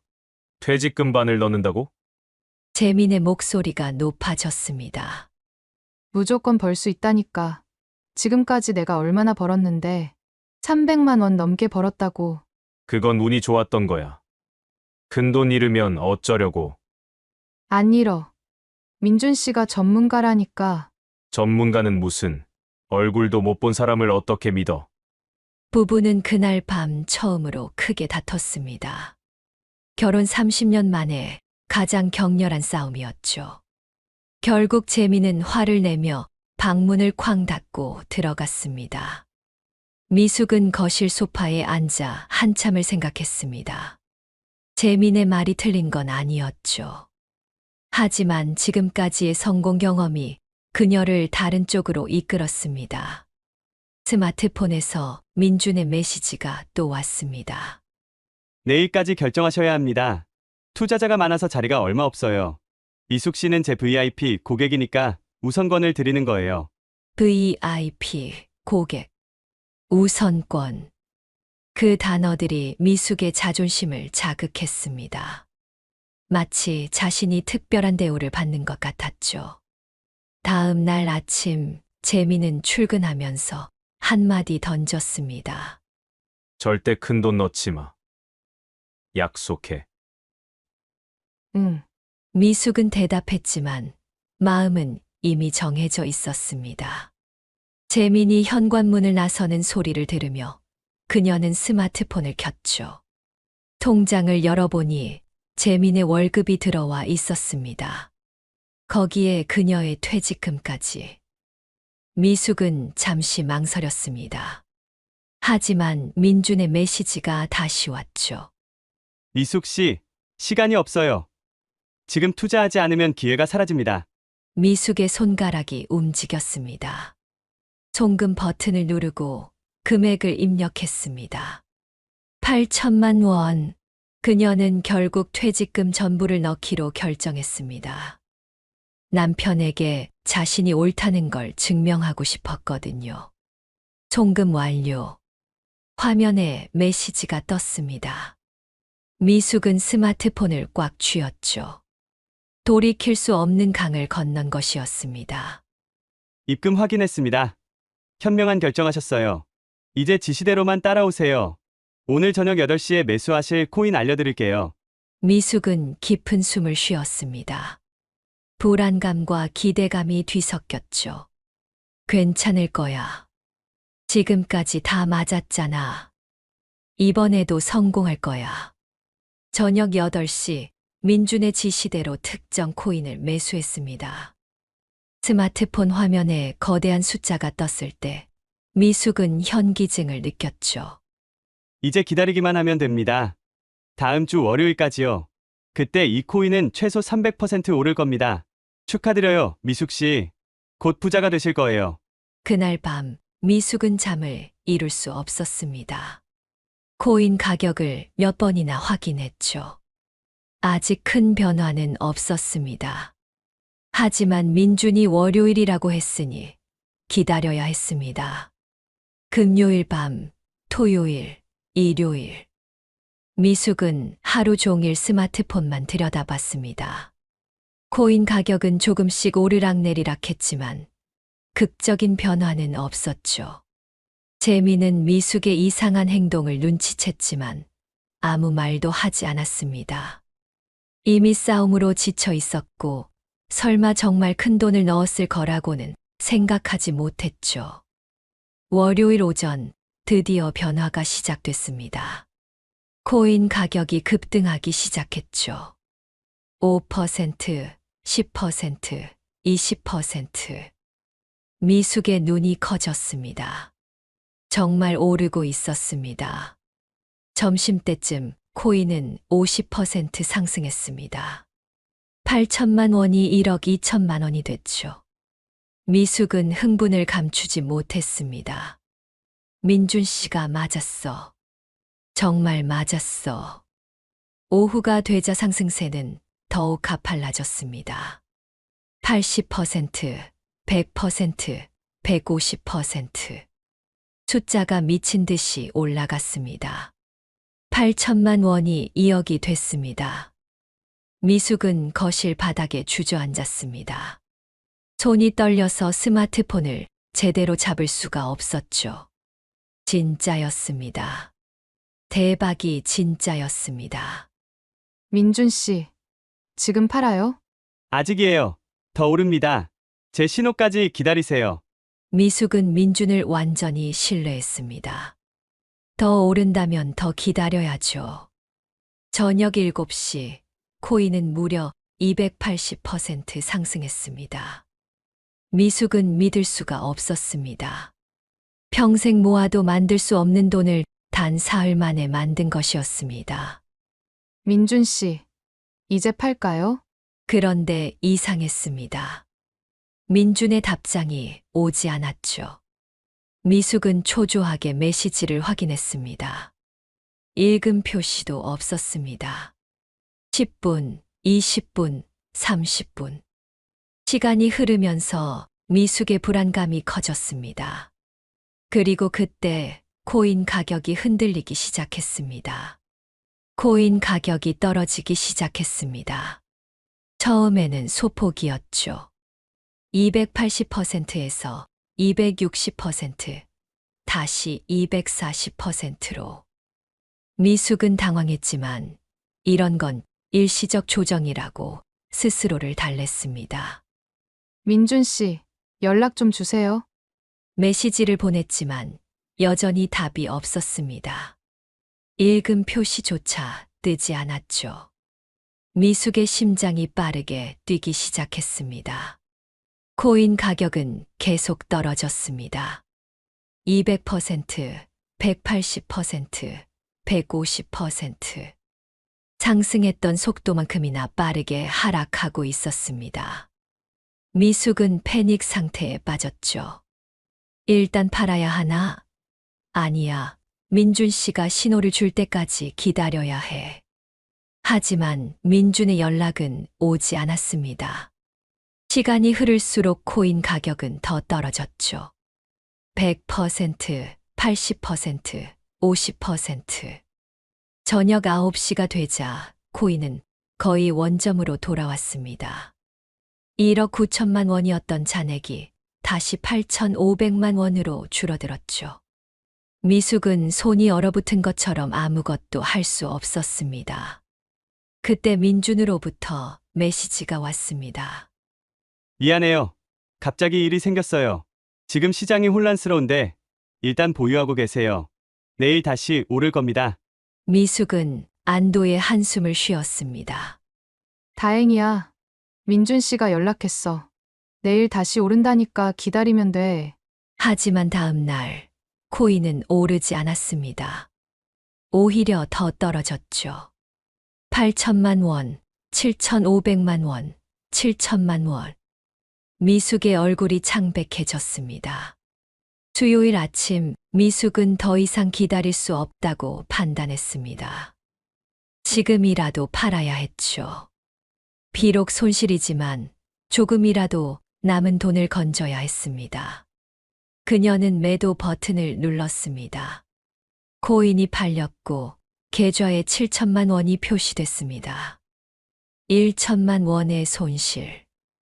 하지만 그래도 7천만 원은 남았죠. 이제 출금만 하면 됐습니다. 미숙은 출금 메뉴로 들어가 전액 출금을 신청했습니다. 확인 버튼을 누르는 순간 그녀의 손가락이 떨렸죠. 그런데 화면에 이상한 메시지가 떴습니다. 잔액 부족으로 출금할 수 없습니다. 뭐, 잔액 부족? 미숙은 당황했습니다. 계좌에는 분명 7천만 원이 있었죠. 다시 출금을 시도했지만 같은 메시지가 반복됐습니다. 그녀는 황급히 거래소 고객센터에 문의했습니다. 안녕하세요. 무엇을 도와드릴까요? 출금이 안 돼요. 잔액은 있는데 출금할 수 없다고 떠요. 잠시만요. 확인해 보겠습니다. 몇 분 후 상담원의 답변이 왔습니다. 고객님, 고액 거래건에 대해서는 금융당국의 자금 세탁 방지 규정에 따라 안전성 검증이 필요합니다. 출금 금액의 30%에 해당하는 보증금을 입금하시면 즉시 출금 가능합니다. 미숙은 눈을 크게 떴습니다. 보증금요? 7천만 원에 30%면 2,100만 원을요? 네, 맞습니다. 이는 정상적인 거래임을 입증하는 절차이며 보증금은 출금과 함께 전액 반환됩니다. 미숙은 스마트폰을 내려놓고 머리를 감쌌습니다. 뭔가 이상했죠. 지금까지 출금할 때는 이런 절차가 없었는데 갑자기 왜 보증금을 요구하는 걸까? 그녀는 민준에게 연락했습니다. 민준 씨, 출금하려는데 보증금을 내라고 해요. 이게 정상인가요? 답장은 빨리 왔습니다. 아, 그거요. 고액 출금은 원래 그래요. 저도 예전에 경험했어요. 보증금 넣으면 바로 출금되니까 걱정 마세요. 정말요. 근데 돈이 없는데 은행에서 대출 좀 받으세요. 어차피 바로 돌려받을 거잖아요. 지금 출금 안 하면 코인 가격이 더 떨어질 수도 있어요. 미숙은 혼란스러웠습니다. 민준의 말이 맞는 것 같기도 했죠. 어차피 돌려받을 돈이라면 잠깐 대출받는 것도. 그날 오후 미숙은 은행을 찾았습니다. 대출 상담을 받았고 신용대출 2천만 원이 승인됐죠. 그녀는 떨리는 손으로 대출 신청서에 서명했습니다. 대출금이 입금되자마자 미숙은 거래소가 지정한 계좌로 2,100만 원을 송금했습니다. 보증금이라고 생각하니 조금 덜 불안했죠. 어차피 돌려받을 테니까. 다음 날 미숙은 다시 출금을 시도했습니다. 이제 보증금도 냈으니 출금이 될 거라고 믿었죠. 하지만 화면에 또 다른 메시지가 떴습니다. 추가 인증이 필요합니다. 고객센터에 문의하세요. 미숙은 다시 채팅 상담창을 열었습니다. 고객님, 보증금은 확인됐습니다. 하지만 고액 거래의 경우 추가로 거래 이력 증명이 필요합니다. 출금액의 10%를 수수료로 입금하시면 됩니다. 뭐, 또요? 아까는 보증금만 내면 된다고 했잖아요. 죄송합니다만 이는 금융당국의 규정입니다. 수수료를 입금하지 않으시면 출금이 불가능합니다. 미숙의 손이 떨렸습니다. 7천만 원의 10%면 700만 원. 이미 2,100만 원을 넣었는데 또 700만 원을. 상담원. 이거 사기 아니에요? 사기라니요? 저희는 정식 등록된 거래소입니다. 의심스러우시면 금융당국에 문의하셔도 됩니다. 상담원의 말투는 차갑고 기계적이었습니다. 미숙은 채팅창을 끄고 민준에게 다시 연락했죠. 민준 씨, 또 돈을 내래요. 이거 정말 정상이에요?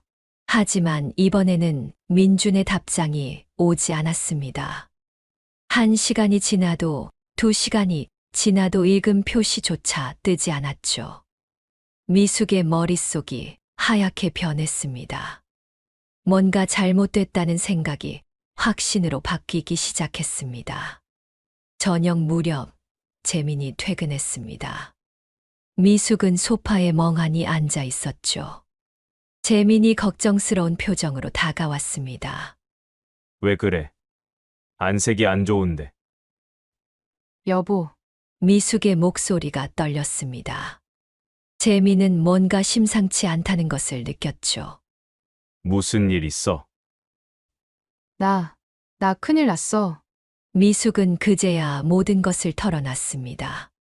8천만 원을 투자한 것, 출금이 안 되는 것, 2,100만 원을 추가로 넣은 것, 그리고 민준과 연락이 끊긴 것까지. 재민의 얼굴이 굳어졌습니다. 그리고 폭발했죠. 미쳤어. 당신. 진짜 미쳤어. 미숙은 고개를 들 수 없었습니다.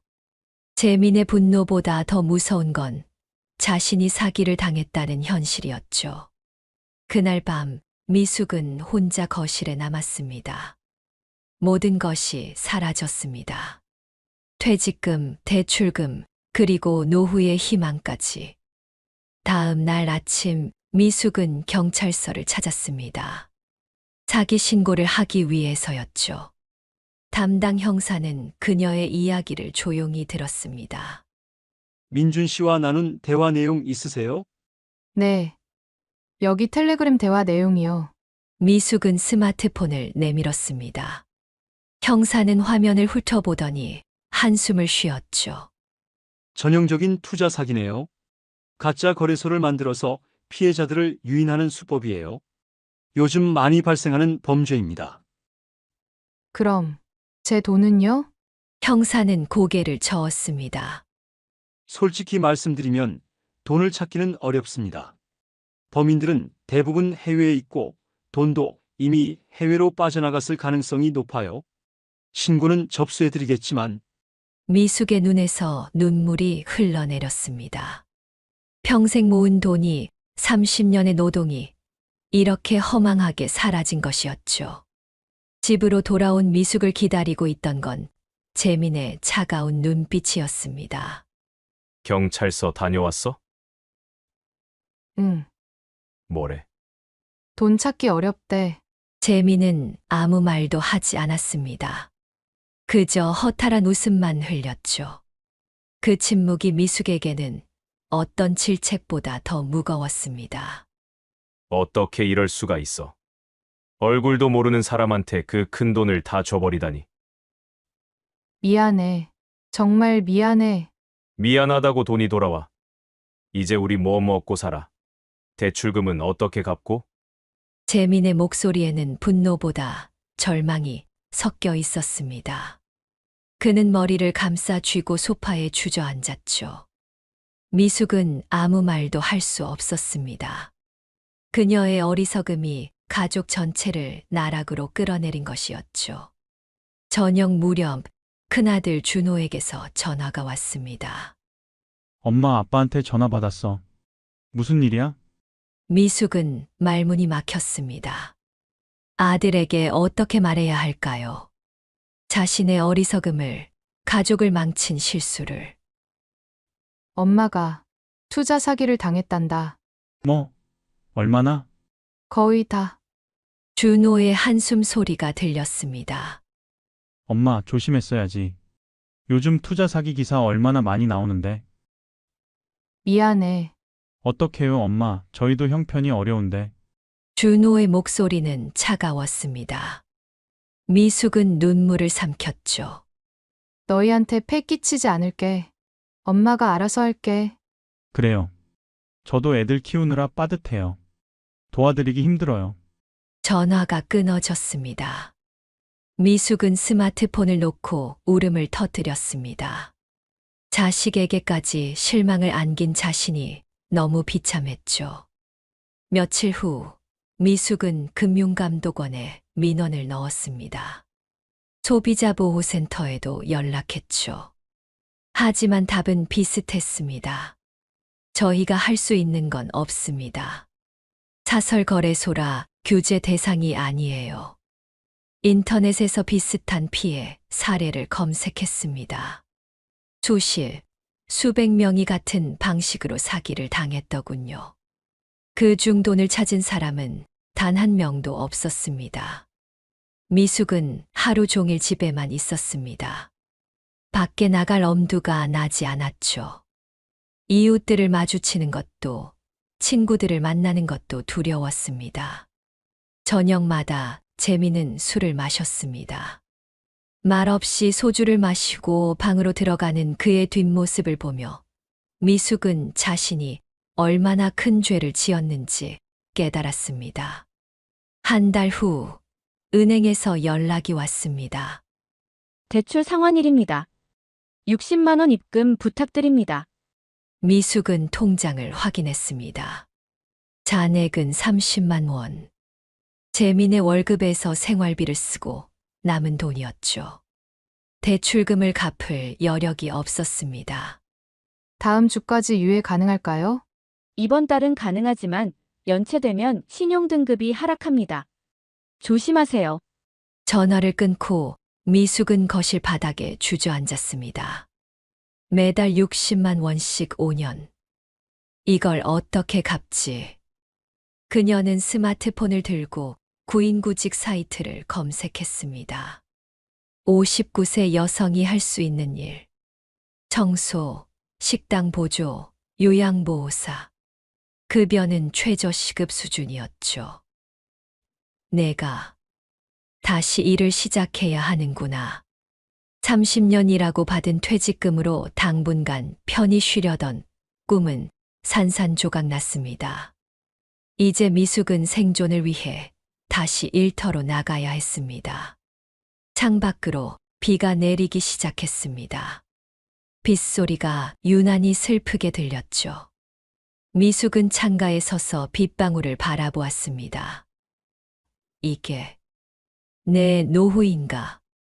그녀의 눈에서 눈물이 빗물처럼 흘러내렸습니다. 6월 초 미숙은 동네 마트에서 일자리를 구했습니다. 캐셔 보조. 하루 6시간, 주 5일 근무. 월급은 150만 원이었죠. 첫 출근 날, 미숙은 마트 유니폼을 입고 거울을 봤습니다. 30년 전으로 돌아간 것 같았죠. 아니, 더 비참했습니다. 마트에서 일하는 건 생각보다 힘들었습니다. 하루 종일 서 있어야 했고, 손님들의 불평을 들어야 했죠. 발은 퉁퉁 붓고 허리는 끊어질 것 같았습니다. 퇴근 후 집에 돌아오면 재미는 여전히 소파에 앉아 TV를 보고 있었습니다. 두 사람 사이의 대화는 거의 없었죠. 식사 때도 침묵만이 흘렀습니다. 어느 날 저녁 미숙이 조심스럽게 말을 꺼냈습니다. 여보, 나 마트에서 일 시작했어. 재미는 TV에서 눈을 떼지 않았습니다. 그래. 월급은 150만 원인데 거기서 대출금 갚고 나면 재민이 갑자기 리모컨을 던졌습니다. 리모컨이 벽에 부딪혀 배터리가 튕겨나갔죠. 당신이 벌어봤자 얼마나 벌어. 그걸로 뭘 하겠어. 미숙은 몸을 움츠렸습니다. 재민의 분노는 여전했죠. 마트에서 일하면서 미숙은 아는 사람들을 자주 마주쳤습니다. 같은 아파트 주민들, 예전 직장 동료들. 그들의 눈빛에는 동정과 호기심이 섞여 있었죠. 미숙 씨, 여기서 일하세요? 네, 요즘 심심해서요. 거짓말이었습니다. 하지만 진실을 말할 용기는 없었죠. 사람들은 아마 이미 알고 있을 겁니다. 소문은 빠르니까요. 아파트 엘리베이터에서 옆집 아줌마와 마주쳤습니다. 미숙 씨, 요즘 안 보이더라고요. 마트에서 일 좀 해요. 아, 그래요? 힘들지 않아요? 괜찮아요. 아줌마의 표정에는 묘한 웃음이 어려 있었습니다. 미숙은 그 시선을 견딜 수 없어서 고개를 숙였죠. 어느 일요일, 오랜 친구 선희에게서 전화가 왔습니다. 미수가 나야. 오랜만이다. 응, 오랜만이네. 요즘 어떻게 지내? 소식 들었어. 미숙은 침묵했습니다. 역시 소문이 퍼진 거죠. 힘들지? 한번 만나자. 얼굴 보고 싶다. 다음 날, 두 사람은 카페에서 만났습니다. 선희는 미숙의 손을 꽉 잡았죠. 정말 많이 힘들었겠다. 그 따뜻한 위로에 미숙은 눈물을 참을 수 없었습니다. 그동안 억눌렀던 감정이 터져 나왔죠. 내가 너무 바보 같았어. 어떻게 그런 사기에 넘어갔는지. 누가 알았겠어. 그 사람들이 전문가들이잖아. 너만 당한 게 아니야. 선희는 한참을 미숙의 이야기를 들어줬습니다. 비난하지 않고 판단하지 않고 그저 들어줬죠. 미숙에게는 그것만으로도 큰 위로가 됐습니다. 미수가 이제라도 다시 시작하는 게 중요해. 아직 늦지 않았어. 고마워, 선희야. 마트에서 일한 지 2달이 지났습니다. 미숙은 점차 일에 익숙해졌죠. 힘들지만 규칙적인 생활이 오히려 마음을 안정시켰습니다. 어느 날 마트 매니저가 미숙을 불렀습니다. 미숙 씨, 참 성실하시네요. 다음 달부터 정규직으로 전환하면 어떨까요? 정규직이요? 네. 급여도 올라가고 4대 보험도 적용되고요. 미숙은 놀랐습니다. 예상치 못한 제안이었죠. 감사합니다. 집에 돌아와 재민에게 말했습니다. 여보, 나 정규직 된대.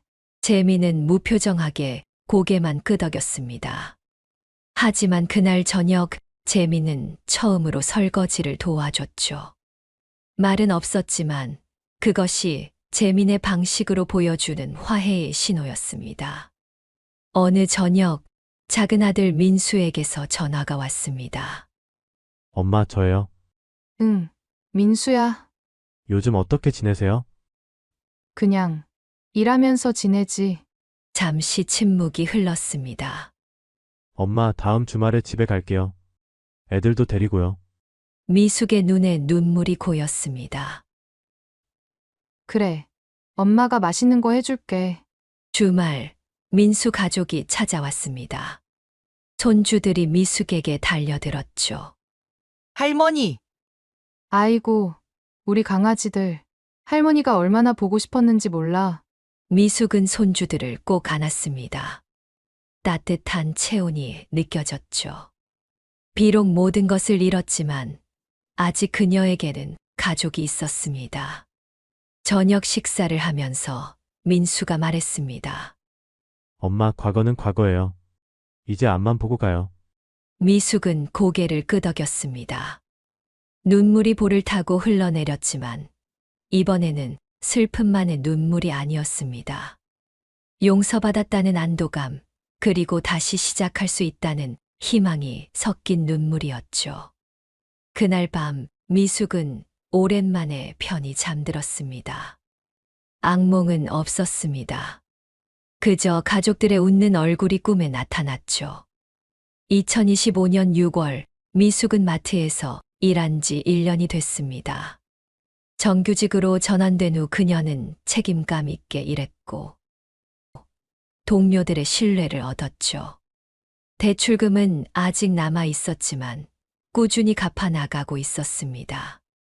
생활은 여전히 빠듯했지만 절망의 나날은 지나갔습니다. 재민과의 관계도 조금씩 회복됐습니다.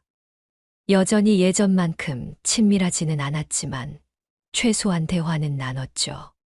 가끔 재민은 마트에 들러 미숙에게 음료수를 사다 줬습니다.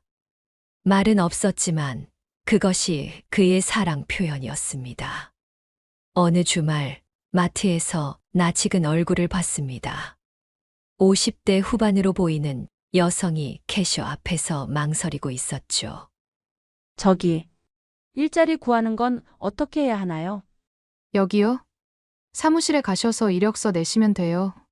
여성의 눈빛에는 절박함이 서려 있었습니다. 미숙은 1년 전에 자신을 보는 것 같았죠. 혹시 투자 사기 당하셨어요? 여성이 깜짝 놀라며 미숙을 쳐다봤습니다. 어떻게 아세요? 저도 그랬거든요. 1년 전에. 두 여성은 마트 휴게실에서 커피를 마시며 이야기를 나눴습니다. 그녀의 이름은 경수. 그녀도 5천만 원을 투자 사기로 잃었다고 했죠. 어떻게 다시 일어서셨어요? 일어섰다고 하기엔 아직 많이 부족해요. 그냥 하루하루 살아가는 거죠. 미숙은 경숙에게 조언을 해줬습니다. 작은 일이라도 시작하는 것, 가족의 용서를 구하는 것, 그리고 무엇보다 자신을 용서하는 것. 자책하지 마세요. 경숙 씨 잘못이 아니에요. 단지 속은 것뿐이에요. 경숙의 눈에 눈물이 맺혔습니다. 고마워요. 정말 고마워요.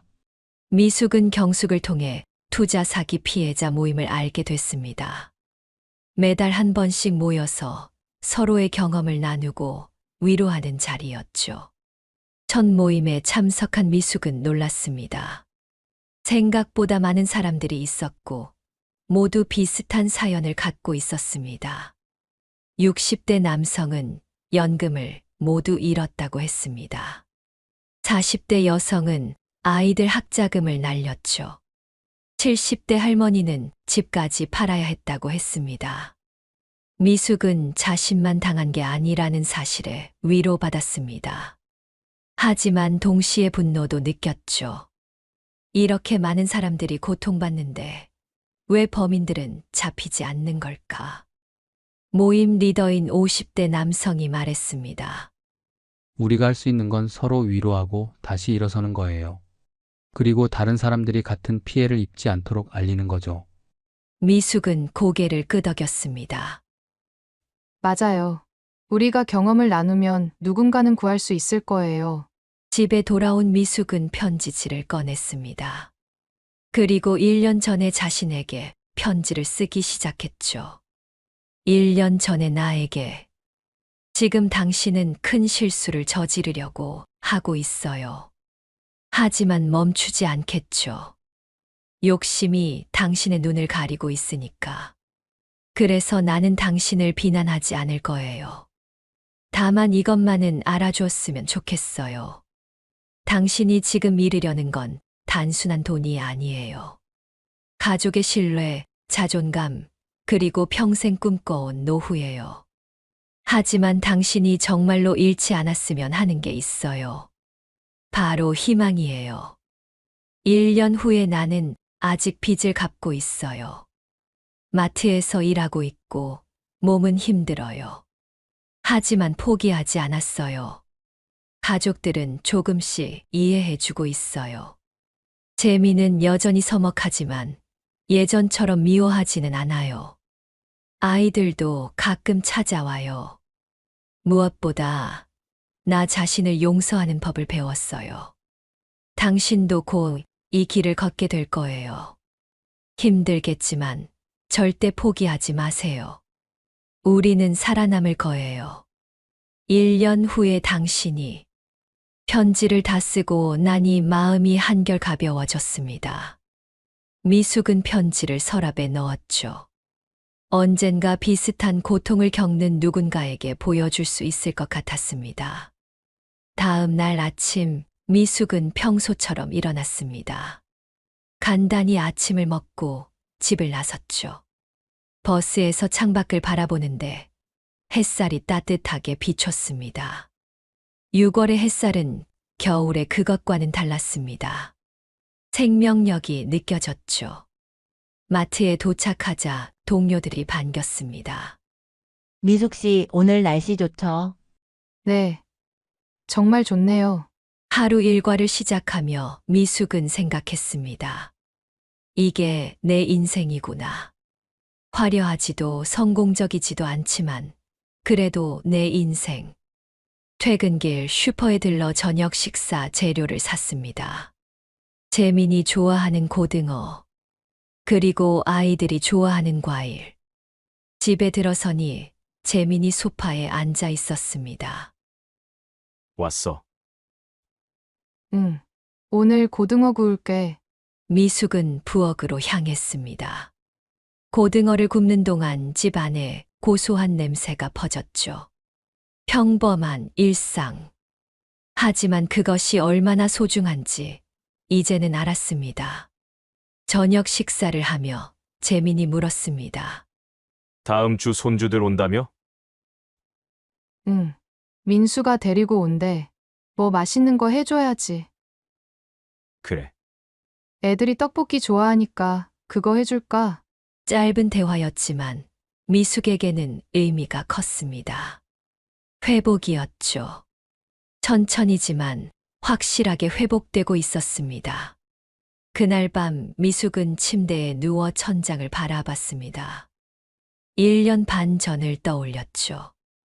민준의 메시지를 처음 받았을 때, 첫 투자를 했을 때, 그리고 모든 것을 잃었을 때, 그때는 끝이라고 생각했습니다. 인생이 끝났다고요. 하지만 아니었습니다. 끝이 아니라 또 다른 시작이었죠. 물론 아직도 힘듭니다. 대출금은 아직 많이 남았고 경제적으로 여유롭지 못합니다. 하지만 절망하지는 않습니다. 매일 아침 일어나 일터로 향합니다.